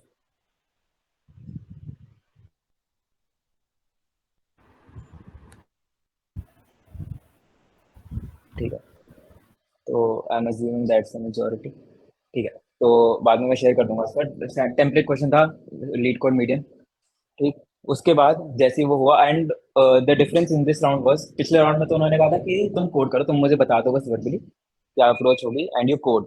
सेकंड वाले राउंड में ही वाज लाइक कि पहले तुम मुझे लिख के टेस्ट केसेस मैनुअली जनरेट कर, है ना, for if the input was for n, तो वो कह रहे थे कि n = 2, n = 3, 4, ऐसे एटलीस्ट 2-3 केसेस मैनुअली जनरेट कर मेरे लिए कि क्या आउटपुट आएगा। Right your, explain your intuition कि क्या हो सकता है, then explain your solution approach कि तुम लोग कैसे इसको अप्रोच करोगे, and then move on to the coding. ठीक है, तो ये सब किया था, अगेन हेल्प हो जाती है। फिर ये सब करने के बाद when the question was done and over, तो तभी उसने कि 5 मिनट में कि चलो अब डेव राउंड करते हैं। तो तब वो आया मेरे पे कि do you know Django, because the back end in Transact is written in Django. कभी भी किसी भी इंटरव्यू में मत बोल देना जो तुमको नहीं आता, ठीक है, just because it's written in your resume. या रेज्यूमे में लिखने का कभी कभी हम लोग ये सोचते हैं ना कि यार लिख देता हूँ, अप्लाई कर देता हूँ, जब तक इंटरव्यू आएगा तब तक सीख लूंगा, है ना। ये किया भी है अगर पहली बार तो मत करो, और अगर किया भी है तो इंटरव्यू में उसको मत बोलना कि मुझे आता है, ठीक है। मेरे से गलती थी कि मेरे रेज्यूमे पे जैंगो लिखा हुआ था, एंड ही आस्क्ड मी कि जैंगो लिखा हुआ आता है तुमको, बट उस टाइम मैंने कह दिया कि नहीं सर, मुझे इतना नहीं आता है, आप मेरे टेक स्टैक से या फिर आप नॉर्मल अंडरस्टैंडिंग का पूछो। तो फिर उसने कहा कि चल ठीक है। उसने थोड़ा सा मुझे रिएक्ट पे वही क्वेश्चंस पूछे, वर्चुअल डॉम के थे, प्रॉपर लिंक था, ये सब था। अगेन रिएक्ट के तो उसने मोस्टली टेम्पलेट क्वेश्चंस ही थे। उसने एक यूज केस बना के दिखाया था कि अगर मेरा ऐसा ऐसा वेबसाइट है, उसमें ऐसे ऐसे कंपोनेंट्स हैं, नेस्टेड कंपोनेंट्स हैं, तो how can I want to share the information with this components. तो ये तुम लोग ऑलरेडी कर चुके होगे probably. And then he was like चल जैंगो स्पेसिफिक नहीं पूछता हूँ। व्हाट ही डिड वाज, उन्होंने अपना कैमरा खोला, पीछे व्हाइट बोर्ड था, and he drew a diagram, ठीक है, एक सिस्टम बनाया उन्होंने सिस्टम डिजाइन पे ग्रिल किया बेसिकली।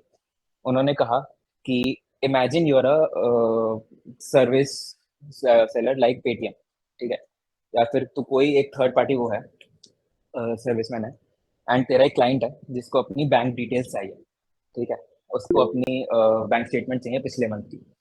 एंड ये जो बैंक स्टेटमेंट है, ये बैंक तुम्हारे लिए भी एक थर्ड पार्टी हो गया, मतलब मैं हूँ और एक आईसीआईसी बैंक की एंटिटी है एंड मेरा एक क्लाइंट है, तो 3 पार्टी वो हो गया कम्युनिकेशन। तो वो कह रहा है कि अब तुझे आईसीआईसीआई से उसका बैंक रिकॉर्ड लाने हैं एंड क्लाइंट को प्रोवाइड करना है। द प्रॉब्लम इज कि क्लाइंट के इतने रिकॉर्ड्स हो चुके हैं, मतलब क्लाइंट ने इतनी ट्रांजैक्शंस करी हैं कि उसका bank record about 1 billion transactions का हो चुका है। So you want to fetch all those 1 billion transactions into a single file and deliver it to the user, ठीक है। तो अब तुम ये कैसे करोगे? Now this becomes a problem by with तेरा कैमरा खुला है, it wasn't intended, ठीक है। तो अब उसने कहा कि अब ये प्रॉब्लम कब बनती है, अब इस प्रॉब्लम आइडेंटिफाई करने के लिए तुमको सिस्टम डिजाइन की नॉलेज होनी चाहिए कि ये क्यों प्रॉब्लम है। अभी तक तो हमने जो प्रोजेक्ट्स बनाए हैं, हमने सीधा सीधा मोंगोडीबी से फेच किया, हमने एपीआई में रिटर्न कर दिया, यहाँ पे गेट रिक्वेस्ट मारी, वहां पे उसने मोंगोडीबी से लिया, दे दिया, and it is never a problem, ठीक है। इवन अगर तुम लोग इतनी बड़ी फाइल 300 MB की फाइल भी तुम लोग को डाउनलोड करनी होगी लोकल होस्ट पे, कुछ सेकंड्स में हो जाएगी, it won't be a problem. But it becomes a problem जब तुम लोग बड़े स्केल पर हो, जब तुम्हारे पास हजारों यूजर्स हैं, तुम्हारे पास हजारों कॉन्करेंट रिक्वेस्ट आ रही हैं, एंड तुम्हारे पास सर्वर पे लोड मैनेज करना होगा तुमको, है ना। तो उस टाइम पे सिस्टम डिजाइन की नॉलेज वाज रिक्वायर्ड। सबसे पहले उसने कहा कि प्रॉब्लम क्या हो सकती है एंड तुम कैसे अप्रोच करोगे।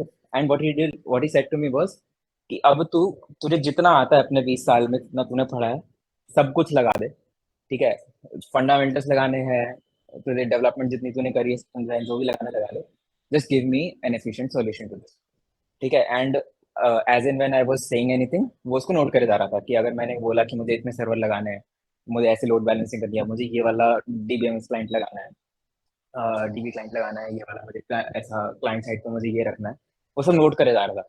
एंड ही वाज कैलकुलेटिंग उधर कि अच्छा तुम्हारी एपीआई बैंडविड्थ कितनी होगी, तुम्हारी नेटवर्क बैंडविड्थ कितनी होगी, तुम्हारे सर्वर पे कॉल स्टैक की कितनी है वो है।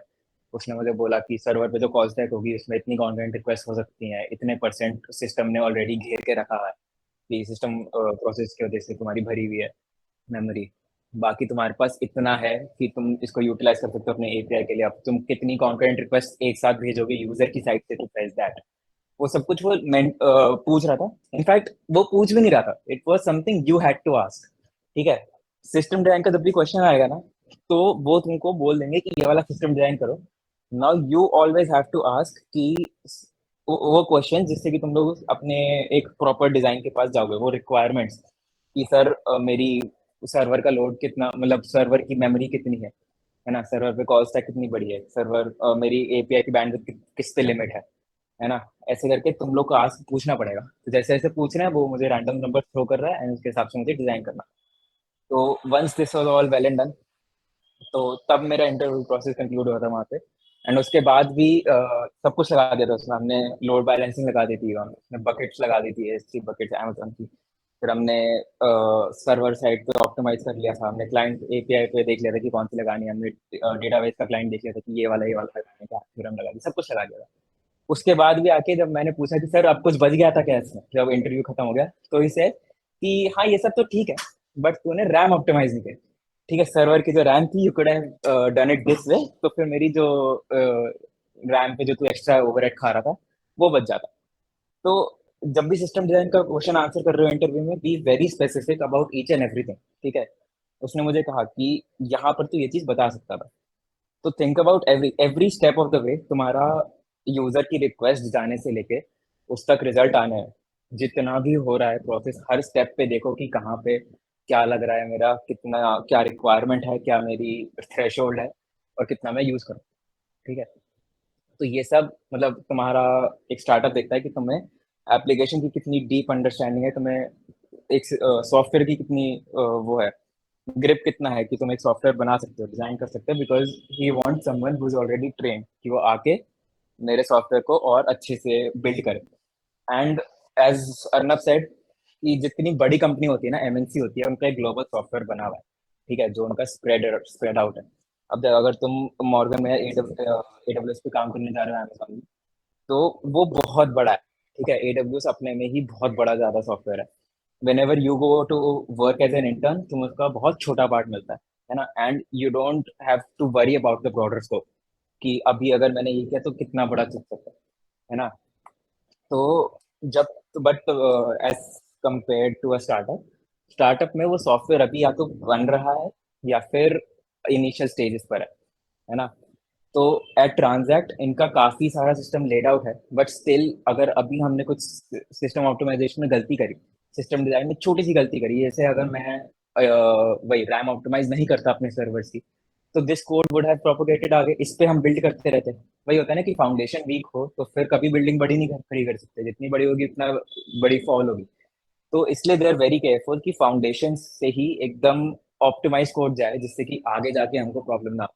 बिकॉज अगर बड़ी प्रॉब्लम हो गई, बड़ी एप्लीकेशन बिल्ड कर दी और फिर दिख रहा है कि फाउंडेशन में हमने ये चीज तो, ये टेस्ट केस तो देखा ही नहीं था, ये उसके देखा नहीं था, तो destructuring that application becomes a hell of an issue. तो इसलिए तुमको वहां पर डेवलपमेंट साइड पे ज्यादा फोकस करना होगा।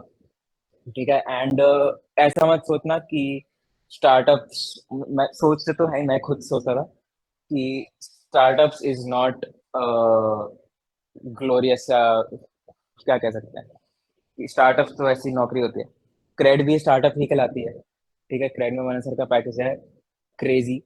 ठीक है, ट्रांजैक्ट भी अच्छा खासा कॉम्पिटिटिव वो देती है पैकेजेस। तो अगर तुम लोग को जाना है, तुम लोग को लर्निंग लेनी है, तो तुम ले सकते हो। इसमें भी अजवाद सर हैं हमारे 2017 बैच के सीनियर हैं, 1.5 साल अमेजोन छोड़ के इधर आए थे बिकॉज यहाँ पे उनको लर्निंग करती है। स्टार्टअप में you see an application building from the ground up. ठीक है, तुम लोग उसके एज अर्नब सेट पहले भी बड़े बड़े लोगों से बात कर रहे हो, वहाँ पे नेटवर्क बड़ा बन रहा है तुम्हारा, एंड तुम लोग उसके अंदर घुस के काम कर रहे हो सॉफ्टवेयर में। तुम लोग देख रहे हो कि कैसे हम उसको छोटे से बड़ा बना रहे हैं, कैसे हम उसको स्केल कर रहे हैं।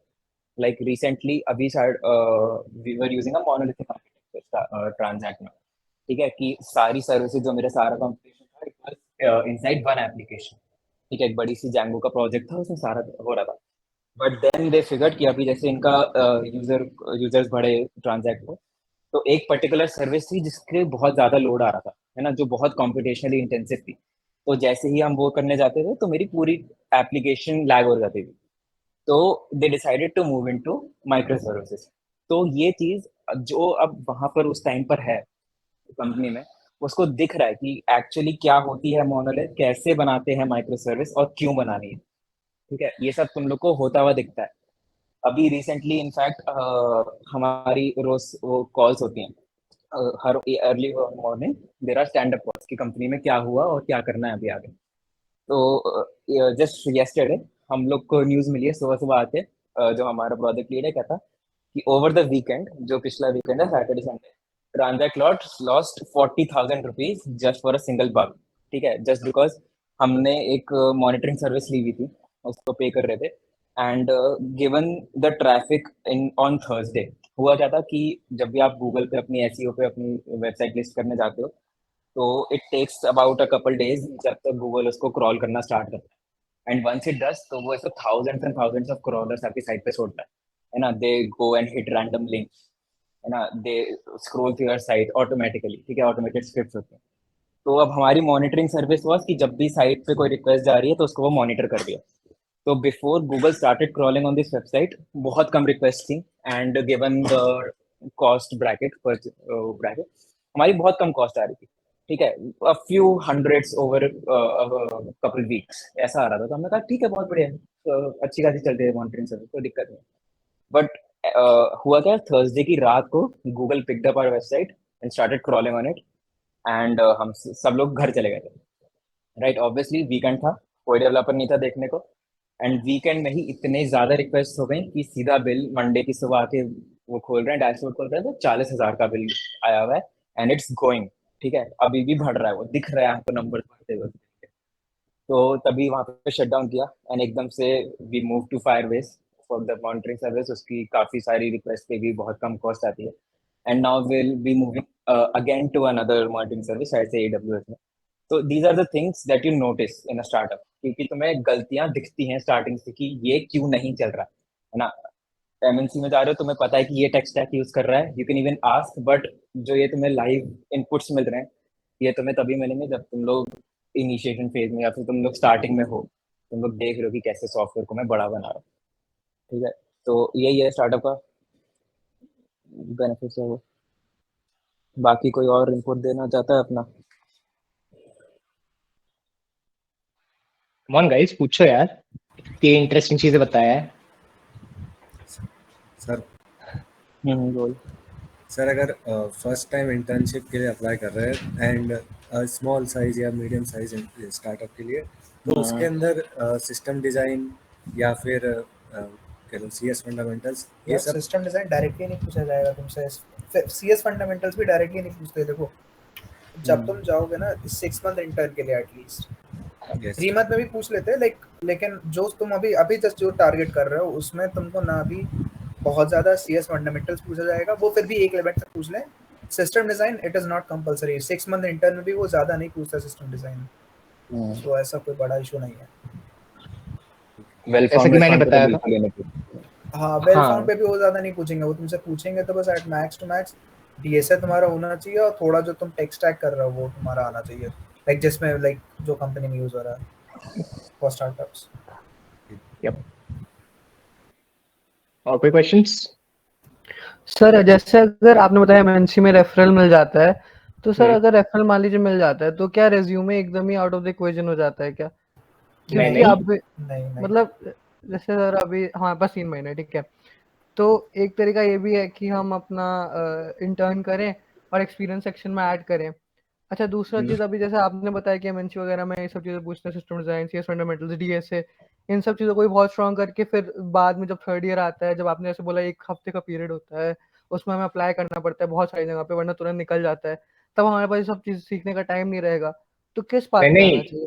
देख 1 हफ्ते का पीरियड नहीं होता, मैं कह रहा हूँ कोई कंपनी की लिस्टिंग 1 हफ्ते चलती है, लाइक बहुत सारी कंपनीज अपने अलग अलग टाइम पे आती है, मतलब 3-4 महीने का मतलब पीरियड रहता है जब अगर आती बहुत बड़ी रहती है। कंपनी है, लेट्स से अगर कोई Amazon, Google, इन टाइप की कंपनीज हो गए, तो इनके जो तुम्हारे हायरिंग पीरियड रहते हैं वो लंबे रहता है, लाइक ऐसा नहीं कि 1 हफ्ते के अंदर गायब हो जाएगी। लेकिन कुछ जो तुम्हारी कंपनीज होगी, जैसे कल ही एक स्प्रिंकलर की ओपनिंग आई थी, वो आज सुबह तुम देखोगे दोबारा खोल के तो वो गायब हो चुकी है। तो ऐसी कंपनीज बहुत सारी होती हैं।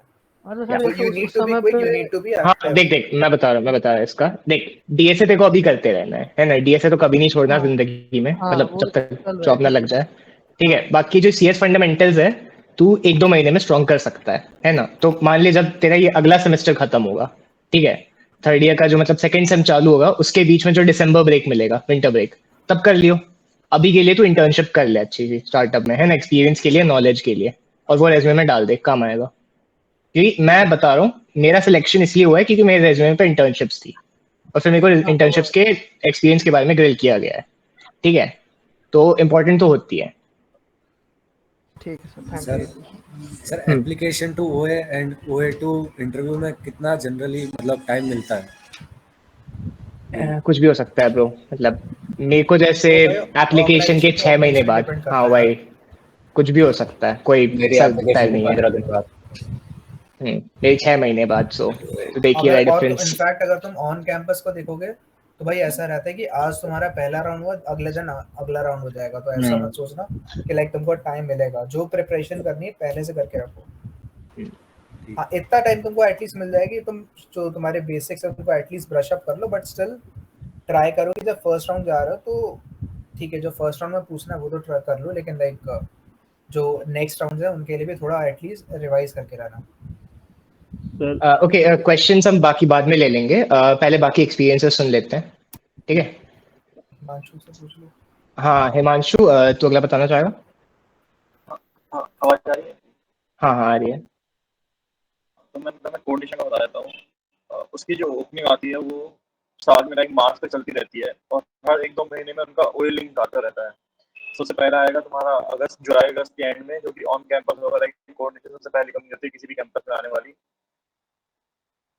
और आखिरी तो चलते रहता है उनका हर 2 महीने में। तो तुम ओए आता रहेगा उनका, और उनके 2 कॉन्टेस्ट भी होते हैं, कोडियाकॉन। तो अगर मतलब नॉर्मल इंटर्न हायरिंग वाले ओए में दोगे तो उसमें 4 क्वेश्चन होते हैं, कोडियाकॉन में 6 क्वेश्चन होते हैं।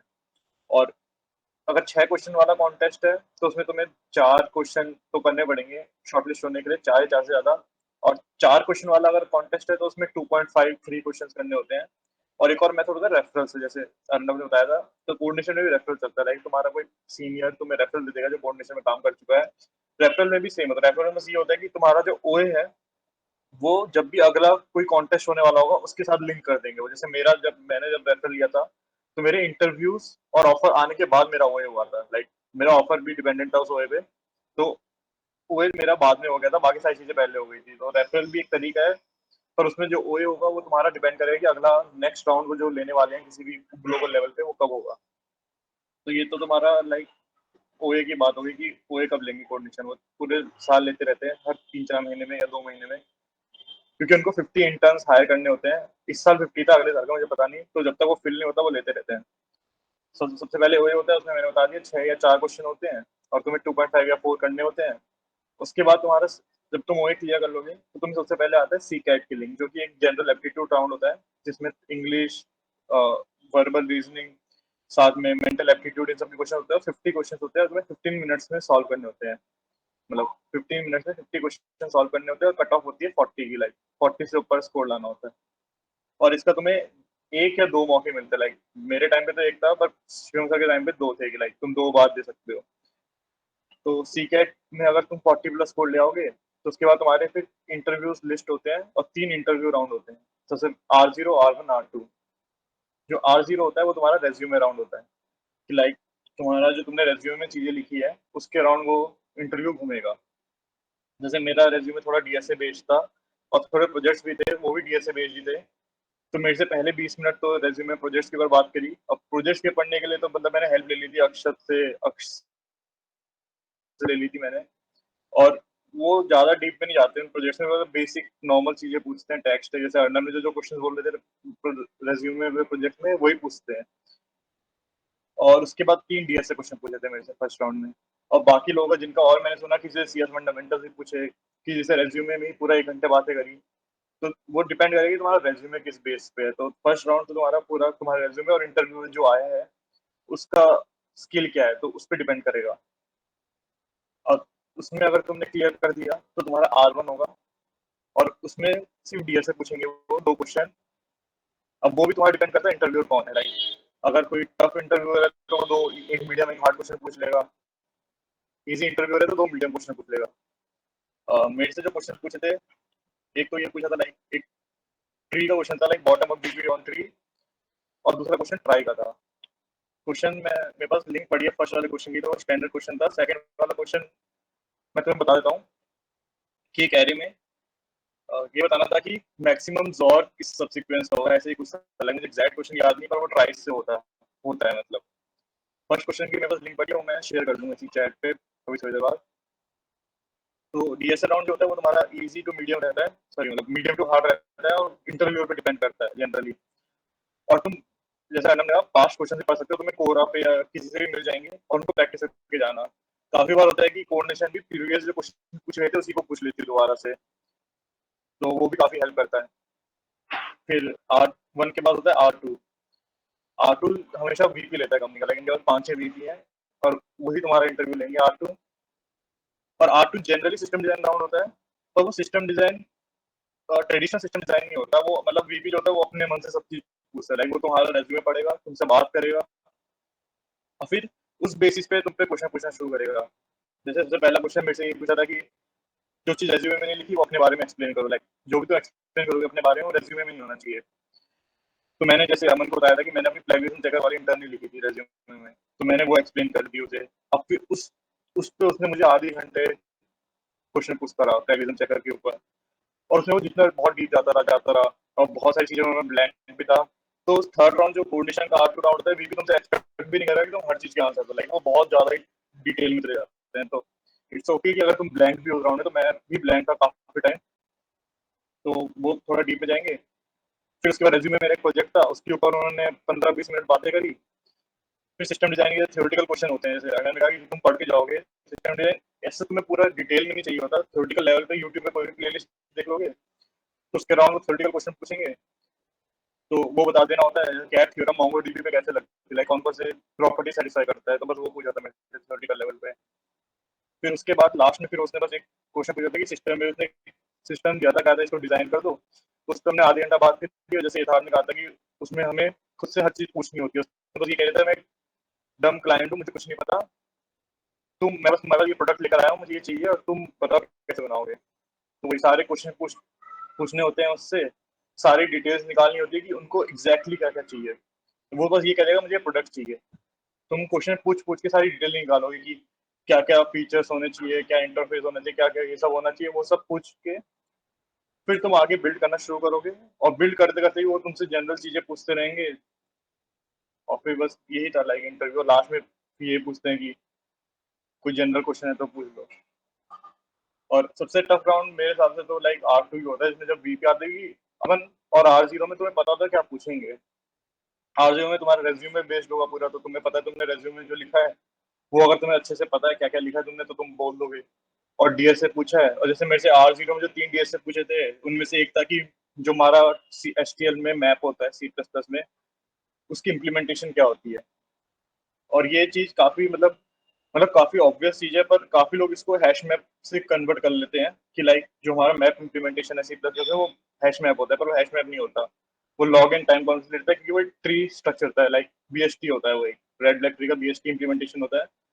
तो वो चीजें उनको थोड़ा डिटेल में चाहिए होता है बस, क्योंकि मेरे से जो R2 में जब वीपी में ऐसी चीजें पूछा था और मैं आधा टाइम ब्लैंक था, तो उसने भी मुझे यही कहा था कि कोई भी चीज पढ़ते हो तो डिटेल में पढ़ो, लाइक इनको बस डिटेल में चाहिए होता है कि तुमने अगर 10 में से 4 चीजें पढ़ी है पर वो डिटेल में होनी चाहिए, लाइक तुम्हें सब पता होना चाहिए उन चारों के बारे में।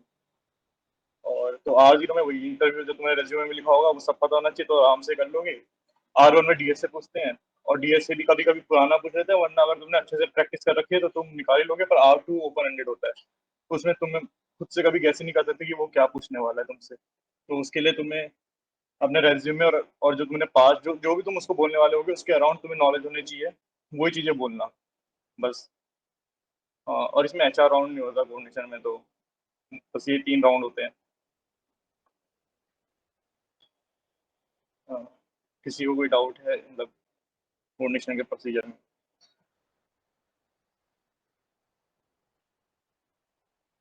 कमान गाइस पूछ लो। सर वही लाइक डीएसए के क्वेश्चन जो रहते हैं उनकी मतलब डिफिकल्टी, जैसे लीड कोड हार्ड तो है, और लीड कोड पे जैसे हमें काफी ज्यादा ऑप्टिमाइज सोल्यूशन देना रहता है ना, वो वैसा तो नहीं रहता लाइक CF टाइप की बस चल जाए गिवन कंस्ट्रेंट में। तो क्या वो भी वैसा भी चाहते हैं कि हम मोस्ट ऑप्टिमाइज्ड ही दें? जैसे तुम अगर कोड फोर्सेस से भी करते हो तो जनरली तुम मोस्ट ऑप्टिमाइज ही लिखते हो, बस लॉग एन का कभी कभी फैक्टर तुम एक्स्ट्रा लेते हो कि जो चीज एन में हो रही थी वो एन लॉग एन में कर लेते हो। पर उनके जो क्वेश्चन होते हैं लाइक लीड कोड में हार्ड क्वेश्चन में भी ऐसा कभी नहीं होता कि लाइक n² log n में चल रहा है तो n² में भी चलेगा, लाइक वो जनरली ट्रू नहीं होता हर जगह। पर हाँ, अगर जैसे तुम कह रहे हो उनको ऑप्टिमाइज चाहिए होता है, वो इस चीज पे नहीं सेटल होंगे कि तुमने n² log n में क्या, पर अगर n² सॉल्यूशन एग्जिस्ट करता है और वो सोचना आसान भी है, लाइक एकदम ही डिफिकल्ट चीज है तो शायद तुम्हें छोड़ देगी, हाँ कोई बात नहीं, पर अगर पॉसिबल है तो वो पूछेंगे। पर जितना मैंने देखा था लाइक वो मेमोरी ऑप्टिमाइजेशन में जाते हैं, हाँ पर टाइम ऑप्टिमाइजेशन में से गए थे। ठीक है सर, कि जैसे मतलब होता है कभी कभी ना कि एक नॉर्मल डिफरेंट अप्रोच से हो जाता है, लेकिन डेटा स्ट्रक्चर से वो चीज़ काफ़ी वो हो जाती है। बट मतलब नॉर्मल जैसे तरीके से यूज करते हैं तो वो डेटा स्ट्रक्चर ही मांगते हैं कि मतलब वैसे ही करके दिखाओ लाइक जो by the book data method structure है। उनको एग्जैक्ट आंसर नहीं चाहिए। कभी कभी कुछ कंपनी में होता है कि तुम्हें एग्जैक्ट आंसर मांगते हो कि हमें इसी डेटा स्ट्रक्चर वहाँ पे क्या है कि तुम अगर टाइम कॉम्प्लेक्सिटी सबसे मिनिमम में किसी भी फ्लो से कर दो बस वो इंपॉर्टेंट होता है। फॉर एग्जांपल अगर कोई चीज टू पॉइंटर के बजाय स्टैक से कर सकते हैं, फॉर एग्जांपल सपोज बस एडजस्ट करते हुए अप्रोच दोनों ही कॉम्प्लेक्सिटी सेम है तो तू स्टैक से बोल या टू पॉइंटर से बोल उनको फर्क नहीं पड़ेगा। ठीक है। सो और कोई डाउट्स किसी को? हिमांशु से?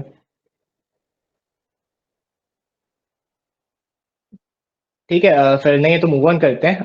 भावना, गूगल का एक्सपीरियंस बताना चाहेंगे आप? आवाज आ रही है? हेलो। सही है। ठीक है। थोड़ा नॉइज है, स्टैटिक। अभी सही है? हाँ सही है। ओके, तो मेरा selection last year as a step intern हुआ था इन गूगल। तो स्टेप इंटर्न का आई गेस सबको प्रोसीजर पता ही होगा। In second year it's for girls और उसमें सबसे मेन राउंड होता है रेज्यूमे सिलेक्शन। किसी भी एमएनसी के लिए I guess it's the difficult round कि तुम्हारे रेज्यूमे सिलेक्ट हो जाए, उसके बाद ही they move forward to technical rounds. Technical rounds में भी before technical round there was a telephonic interview round. अगर रेफरल ले रहे हो आप किसी से भी तो दे फर्स्ट चेक कि तुमने ऐसे ही रेफरल नहीं लिया है, you actually know the DSA. तो उसके लिए 10 to 15 मिनट्स का एक टेलीफोनिक इंटरव्यू कॉल होगा जिसमें वन वर्ड क्वेश्चंस पूछ सकते हैं वो लोग टू चेक कि तुम्हें सच में डीएसए आ रहा है या तुमने जस्ट रेफरल लेके अप्लाई कर दिया है। उसके बाद there were 2 technical rounds. Second year के हिसाब से क्वेश्चंस तो काफ़ी इजी थे। The first they were on string. I don't know the exact question but string, binary search, hashing, इन सबको मिला के they gave a question and उसी का फिर फॉलो अप क्वेश्चन था in which they increase the difficulty. उसके बाद सेकेंड राउंड में भी there was a question on IP address. Firstly उन्होंने पूछा what is IP address, what is subnet. ये स्टार्टिंग के क्वेश्चन जनरली आइस ब्रेकर होते हैं कि जो सेकेंड ईयर के स्टूडेंट है उनको नर्वसनेस और काफ़ी होती है कि डायरेक्ट वो लोग इंटरव्यू में बैठ रहे हैं, तो फर्स्ट क्वेश्चन जनरली इजी होते हैं and then the follow up again कि आईपी एड्रेस था एंड अ रेंज थी। I have a link to this question, I can share it further. And उसके बाद there is no CS fundamental round, OA नहीं होता इसमें, it's just a two round interview and उसके बाद you get a result and I interned last summer। उसके बाद according to the feedback MNCs में actually you have a host and buddy system। buddy actually तुम्हें एक assign होता है, कोई SD1 होगा जो तुम्हारे साथ काम करेगा। he will give you the task कि तुम्हें इस वीक ये टास्क करना है, सेकेंड वीक ये टास्क करना है एंड हर वीक तुम्हें उसे अपडेट करना होगा कि इस वीक मैंने इतना टास्क किया, आई फेस दिस डिफिकल्टी। तो उस बडी के साथ तुम्हें डेली कांटेक्ट रखना जरूरी है क्योंकि at the end of your internship वो तुम्हारा फीडबैक हायरिंग टीम को देता है कि इस बंदे ने इतना इंटर्न में इतना काम किया, इसको इतनी नॉलेज है and after that hiring team उस बेसिस पे तुम्हें जज करेगी and they will give you a PPI or PPO whatever you are applying। और हाँ, ये तो स्टेप के थ्रू प्रोसीजर था। बाकी most of the time Google में अगर आप थर्ड या फोर्थ ईयर में अप्लाई करोगे तो there will be 5 to 7 rounds. उसके अलावा there is one more procedure कि अगर उनकी हैकाथॉन्स और कोई दूसरे इवेंट्स में आप पार्टिसिपेट करते हो तो they give you a direct link to the interview via mail. Like एक गूगल गर्ल कोड हैकाथॉन है तो मेरे काफ़ी फ्रेंड्स को उससे डायरेक्ट इंटरव्यू लिंक आई है इन द थर्ड ईयर। तो उसमें भी सेम प्रोसीजर होता है, 2 technical rounds, no HR, no CS fundamental, no OA, just the 2 technical rounds and you will get the results। So that's all. If you have any questions।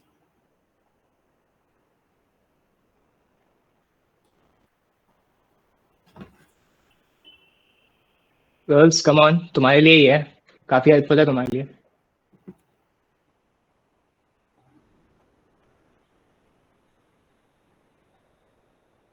I guess not. कोई बात नहीं। हर्षवर्धन, तू next बताना चाहेगा for Goldman सैक्स?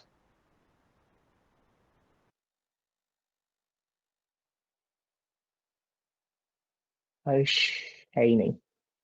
और मैं कर लेती हूँ। हाँ ओके, तो अपर्णा तू इंट्यूट का बता दे फिर। हाँ, इंट्यूट का बताऊं कि सबका बताऊं जितनी कंपनीज का किया? बता दे सबका ही, क्या दिक्कत है। ठीक है, तो सबसे पहले स्टार्ट करते हैं। अगर ऑन कैंपस मैथवर्क्स आ रही है तो उसका देख लेना कि जो ओए होता है वो सही से देना। सारे क्वेश्चंस उसमें पाइथन और इन सब के आते हैं, नॉर्मल एमसीक्यू क्वेश्चंस आते हैं, वो कर लेना। बाकी फिर उसके बाद इंटरव्यू तो हम मेरे टाइम तो क्या ही हुआ था, एचआर हुआ था। एचआर या मैनेजरियल होगा, तो दोनों में से देख लेना जो भी हो। उसमें एज इन पूरा आपका माइंडसेट देखते हैं वो कि किसी प्रॉब्लम को तुम कैसे सॉल्व करोगे, और मतलब तुम्हारी बातों में फंसाएंगे तो उसका जवाब सही से देना है। मैं फंस गई थी तो मेरा उसमें हुआ नहीं।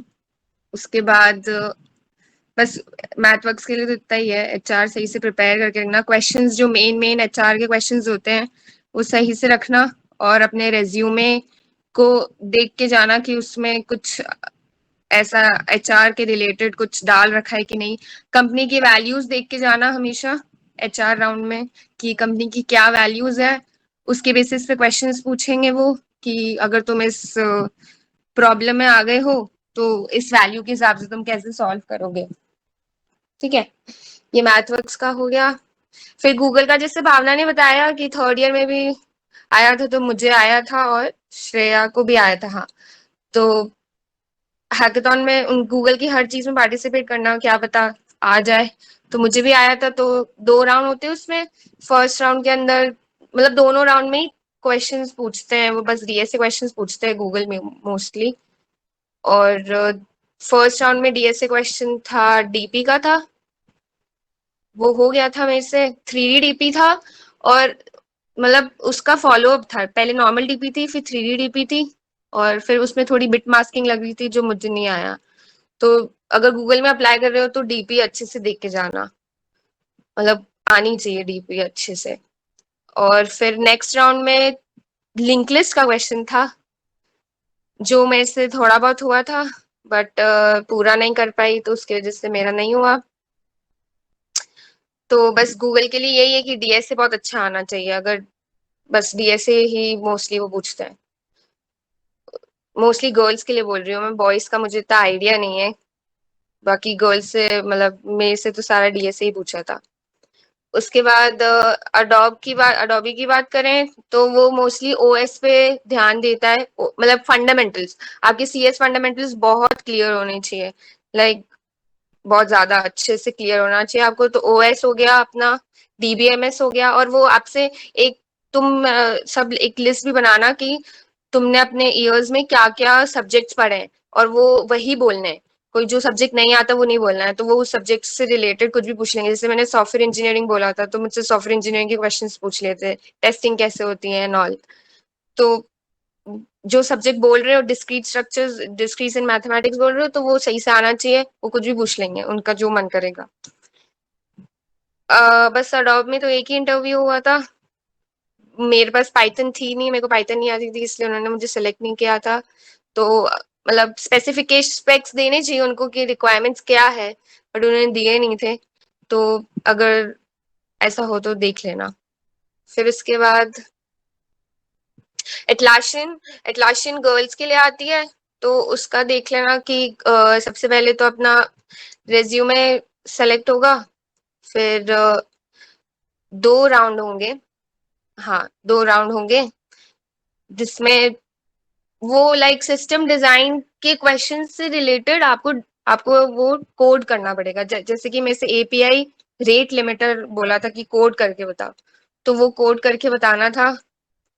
और उसमें एज इन ऐसा होता है कि थोड़ा मतलब वो बोलते भी है कि नेटवर्क इशू एंड ऑल सब देख जाना पड़ता है। उनको ऐसा लगता है कि तुम बहुत ज्यादा चीटिंग कर रहे हो या कुछ कर रहे हो, ट्रस्ट इश्यूज उनको ज्यादा होते हैं। तो नेटवर्क मतलब सब कुछ सेट करके जाना, बाकी इजी होता है उनका, मेरे को इतना कुछ लगा नहीं था। मेरा नेटवर्क इशू था तो उन्होंने मुझे बोल दिया था कि उसकी वजह से आपको सेलेक्ट नहीं किया है। फिर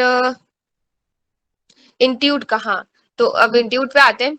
तो इंस्टीट्यूट में तो सबसे पहले मेरा रेज्यूमे सेलेक्ट हुआ था। रेज्यूमे तो आई थिंक सबका हो जाता है, मुझे इतना आइडिया नहीं रेज्यूमे का, मैंने ऑफ कैंपस ही अप्लाई किया है। तो रेज्यूमे सेलेक्ट हुआ था। फिर उसके बाद 2 इंटरव्यू हुए थे, दोनों टेक इंटरव्यू थे। पहले राउंड में उन्होंने मेरे से सारे फंडामेंटल्स पूछे थे और अपने रेज्यूमे को बिल्कुल अच्छे से समझ के जाना, उसमें जो भी चीज लिख रहे हो वो तुम्हें आनी चाहिए। अगर जो नहीं आती वो नहीं लिखना है। ऐसे बड़ी कंपनीज में अगर तुम अप्लाई कर रहे हो तो जो नहीं आता वो नहीं लिखना है। तो मेरे से मोस्टली ऑफ कैंपस मैंने अप्लाई किया था, तो मुझसे मोस्टली सिस्टम डिजाइन पूछा था हर दोनों ही टेक इंटरव्यू में। पहले वाले में पहले वो CS फंडामेंटल्स पे आया था, फिर मैंने अपने रिज्यूमे में गूगल डॉक का क्लोन लिखा था, तो उन्होंने मुझसे गूगल डॉक का फंक्शनैलिटी क्या क्या होती है और वो कैसे हम अप्लाई कर सकते हैं वो पूछा था, और गूगल ने कैसे अप्लाई कर रखा है वो पूछा था। पहले राउंड में मुझे आता नहीं था तो मैंने सीधा बोल दिया था कि सर इतना डीप में मैंने नहीं किया, बाकी जो मैंने इम्प्लीमेंट किया वो मैं आपको समझा सकती हूँ। तो वो समझाया था, उनको अच्छा लगा था, तो उन्होंने मेरे को क्लियर कर लिया था। और एक DSA क्वेश्चन था which was based on binary search. Binary search में means upper bound lower bound से करना था कि एक एरे दी है तो वो सॉर्टेड है और आपको बताना है कि एक नंबर की कितने अकरेंसेस हो सकती है। बस, तो वो लोअर बाउंड अपर बाउंड से इंडेक्स फाइंड करो और हो गया। फिर उसके बाद था सेकेंड राउंड था। सेकेंड राउंड के अंदर उन्होंने में से रेज्यूमे में मैंने ओपन सोर्स भी मेंशन किया था, तो मैंने उसमें ज़्यूलिप मेंशन किया था, तो उन्होंने मेरे से ज़्यूलिप पे क्वेश्चंस पूछे थे। अगर तुम ओपन सोर्स मेंशन कर रहे हो, अपनी PRs डाल रहे हो, तो वो PRs पूरी अच्छे से देख के जाना क्या काम किया था। उन्होंने मेरे से PRs पे क्वेश्चंस पूछे थे, वो बताए मैंने। फिर उसके बाद उन्होंने मुझसे पूरा सिस्टम डिजाइन पूछा था, व्हाट्सएप का सिस्टम डिजाइन पूछा था। They asked me that WhatsApp has implemented desktop and Android feature both, तो उन दोनों को वो सिंक कैसे करते हैं और हाँ सिंक कैसे करते हैं, हाँ यही पूछा था। मैसेजिंग क्यूज के बारे में पूछा था, सर्वर के पास रिक्वेस्ट कैसे आती है और वो कैसे रेंडर करेगा, ये सब पूछा था।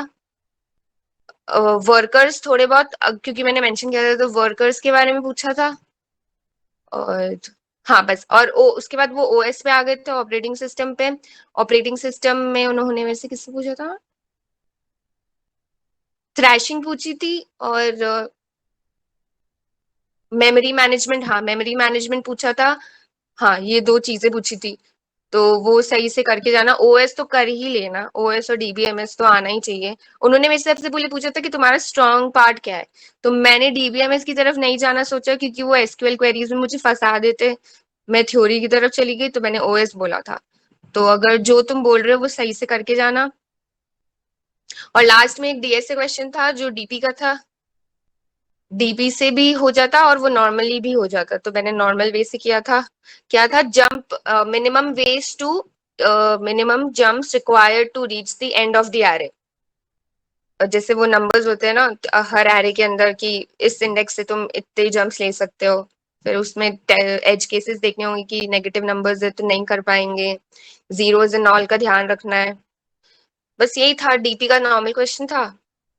हाँ बस फिर मेरा हो गया। लास्ट में एक HR बोलते HR है, बट वो भी लास्ट में जब तुम्हें कॉल आता है वो भी तुम्हें ध्यान से देना होता है। उसमें वो क्वेश्चंस पूछते हैं कि तुम्हारा इंटरव्यू कैसा हुआ, एक्सपीरियंस अच्छा था। अगर तुम गंदा फीडबैक दोगे या कुछ गलत बोलोगे, यहाँ पे हो चुका है, जो भी इंटर्न्स आए उनके जो दूसरे कॉलेज वाले थे उन्होंने थोड़ा गंदा फीडबैक दे दिया था तो उनका नहीं हुआ, तो वो भी ढंग से देना सही से। सारी जो भी क्वेश्चन पूछ रहे हैं वो कि तब तुम्हारी कॉलेज फिर कब स्टार्ट होगा एंड होगा सब सही से बताना और हो जाएगा।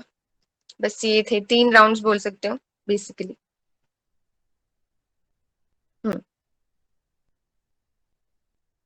सो किसी को कोई डाउट्स?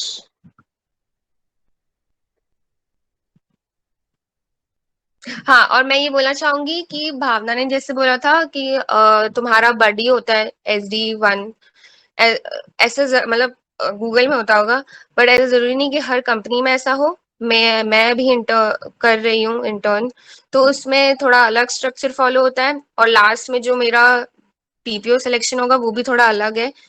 इसमें तुम्हें अपने मैनेजर से ज्यादा बना के रखनी है। मेरे को तो ऐसा बोला गया है कि मैनेजर को डेली अपडेट्स देने हैं, क्या किया है क्या नहीं किया है, क्या दिक्कत आ रही है। मैनेजर के नीचे मेंटोर होगा, मेंटोर के नीचे तुम्हारे टीममेट्स होंगे, टीममेट्स के बाद बडी होगा। बडी इज लाइक कुछ काम के बजाय भी तुम्हें कोई दिक्कत आ रही है तो वो हेल्प करेगा।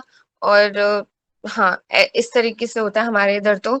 और लास्ट मेरा पीपीओ सिलेक्शन भी इस बेसिस पे होगा कि मैंने जो फीचर बना रही हूँ या किसी काम पे किसी चीज पे काम कर रही हूँ तो उसकी पूरी मुझे डॉक्यूमेंटेशन करनी है।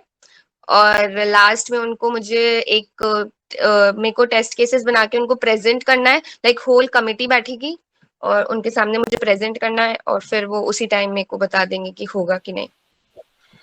तो ये यहाँ का सिलेक्शन का है।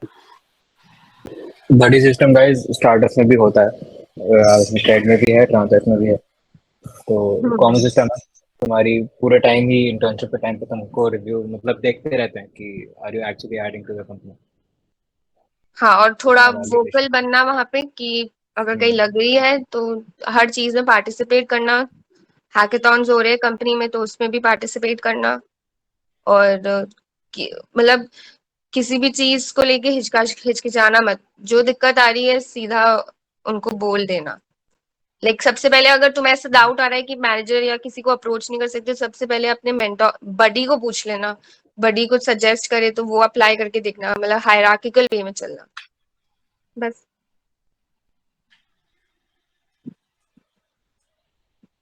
ऑलराइट सर, कोई क्वेश्चंस, जनरल क्वेश्चंस, कोई भी क्वेश्चंस किसी को पूछना है तो फ्लोर ओपन है, अनम्यूट करके पूछ सकते हैं। सर जैसा कि यथार्थ से बता रहे थे कि लाइक उनका एक्सपीरियंस था कि मतलब उनसे थोड़ा tough system design related question पूछे थे, तो लाइक उस टाइप के मतलब उस टाइप की चीज़ों को प्रिपेयर करने के लिए कैसे हम जा सकते हैं कि लाइक इतना टफ क्वेश्चन को हम आंसर कर पाए सिस्टम डिजाइन। अबे क्वेश्चन टफ थोड़ी था, देख रहा था तो क्वेश्चन उसने क्या बोला कि मुझे सिस्टम बस बता के दे। System design is not something कि तुम अलग से पढ़ने बैठ रहे हो, कुछ ऐसा है कि जिसका तुम्हें क्रैश कोर्स है बहुत ऑनलाइन, लेकिन it's not something that you learn with a couple of videos, YouTube videos की एक रात बैठ के पूरा सिस्टम डिजाइन हो गया। You have to have a proper understanding. जैसे तुम लोग अभी कोड कर रहे हो ना, हर चीज तुम लोग एक एक प्रोजेक्ट बना रहे हो, तुम लोग एक ही जगह पे प्रोग्रामिंग सीख रहे हो। तुम्हारा सेमेस्टर जो सीएससी वाले हैं उनको सेकंड सेमेस्टर में ऊफ पढ़ाया होगा, सबको कराया होगा। तो जब भी कुछ कोड लिख रहे हो ना, एवरी लाइन ऑफ कोड उसके साथ समझो कि ये क्या है। ठीक है, there is a broader possibility कि वहाँ पे कुछ अंदर अंडरलाइन कॉन्सेप्ट्स हैं। जैसे कि तुम लोग, मैं हमेशा ये 4 बार बता चुका हूँ बिट बाइट वालों को तो, कि तुम लोग सब लोग नोड ऐप बनाई होगी, सबने मोनस्टैक ऐप बनाई होगी वेब डेवलपमेंट में सबसे पहले आती। तो उसमें तुम लोग लिखते हो कि ऐप डॉट लिसन्स ऑन 3000, ठीक है, कि तुम लोग तुम्हारी app is listening on whatever port you define. तो अब इसमें भी कॉन्सेप्ट आ जाता है ओएस का, तुम्हारा नेटवर्किंग का कॉन्सेप्ट आ जाता है। ओएस का कॉन्सेप्ट क्यों आता है? नेटवर्किंग का तो तुम लोग को समझ में आता है कि क्यों आएगा, कि पोर्ट है, कि वहाँ पे नेटवर्क आएगा, पैकेट आएगा, टीसीपी कनेक्शन जो भी है, ठीक है। अब ओएस का क्यों आता है इसमें कॉन्सेप्ट कि whenever your node app is listening on a port, it's not the application that accepts the connection. Client को कभी भी एप्लीकेशन एक्सेप्ट नहीं करती है, क्लाइंट हमेशा तुम्हारा सिस्टम का ओएस एक्सेप्ट करता है। उसके साथ जो टीसीपी हैंडशेक होता है वो कभी भी नोड नहीं, तुम्हारा ओएस करता है, एंड देन वो accepted connection it hands over to the application. ठीक है, ओएस हैंड ओवर करता है ये कनेक्शन तुम्हारी एप्लीकेशन को। तो ये ऐसे कॉन्सेप्ट हैं छोटे छोटे जो कि तुम लोग को बिल्ड करते टाइम ही पता चलेंगे कि अगर तुम्हारा थ्रेशोल्ड है, तुम्हारा नेटवर्क का या तुम्हारा उसका कुछ एपीआई की थ्रेशोल्ड है कि इतनी ही कॉन्करेंट रिक्वेस्ट देख सकता है, तो ये तुमको तब दिखेगा जब तुम लोग कुछ बिल्ड कर दो। ठीक है, इसलिए एडवाइजेबल होता है कि स्टार्टिंग में अगर तुम लोग को इंटर्नशिप एकदम इनिशिएशन वाली भी मिल रही है, छोटी वाली स्टार्टअप्स की भी मिल रही है, एक बार लेके देखो, you will see how softwares are build, कि क्या क्या यूज, क्या क्या कॉर्नर केसेस होते हैं। जैसे तुम्हारे डीएसए में भी जब तुम कोड फोर्सेस पे दे रहे होते हो, रॉन्ग आंसर ऑन टेस्ट पे 61 आता है, तो सोचते हैं कि भाई ऐसा क्या छूट गया। ठीक है, तो वही कॉर्नर केसेस तुम्हारे डेवलपमेंट में भी हैं जो तुमको अपने लोकल सिस्टम पे रन करते हुए नहीं दिख रहे। ठीक है, लोकल में तो क्या है, एकदम से रिक्वेस्ट मिली सेकेंड्स में, फ्रैक्शन ऑफ सेकंड में होती है, that is not the problem. But जब तुम्हारा वो एप्लीकेशन स्केल होती है तब अलग प्रॉब्लम्स आती हैं, वो तुमको एक्सपीरियंस के साथ, तुम्हें जब हैंड्स ऑन एक्सपीरियंस होगा तुम्हारा किसी एप्लीकेशन पे तब आएगा। ठीक है, तो जब भी कुछ एप्लीकेशन डिजाइन कर रहे हो हेयर ऑन फॉरवर्ड, जब भी कोई प्रोजेक्ट बना रहे हो, तो ask why at every step. मैं मोंगोडीबी क्यों चूज कर रहा हूँ, ठीक है, मेरी एप्लीकेशन की क्या रिक्वायरमेंट है, अगर मुझे एक टिकटिंग सिस्टम बनाना है तो MongoDB wouldn't be my first choice, है ना। मैं कोई रिलेशनल डेटाबेस लेना चाहूँगा, ठीक है, मुझे लॉगिंग पे ज़्यादा देखना है, और या फिर मुझे अगर कोई ब्लॉगिंग वेबसाइट बनानी है तब मैं जाऊँगा कि मुझे MongoDB चाहिए, मुझे स्कीमा बहुत स्पेसिफिक नहीं, स्कीमा से स्पेसिफिक नहीं रहना, मुझे वहाँ पे थोड़ी सी फ्लेक्सिबिलिटी चाहिए, ठीक है। तो ये चीज़ें तुम लोग हर स्टेप में पूछते चलो कि HTTP 1.1 ही क्यों यूज़ कर रहा हूँ मैं, वाई नॉट HTTP 2, है ना, या फिर वाई HTTP 2 वाई नॉट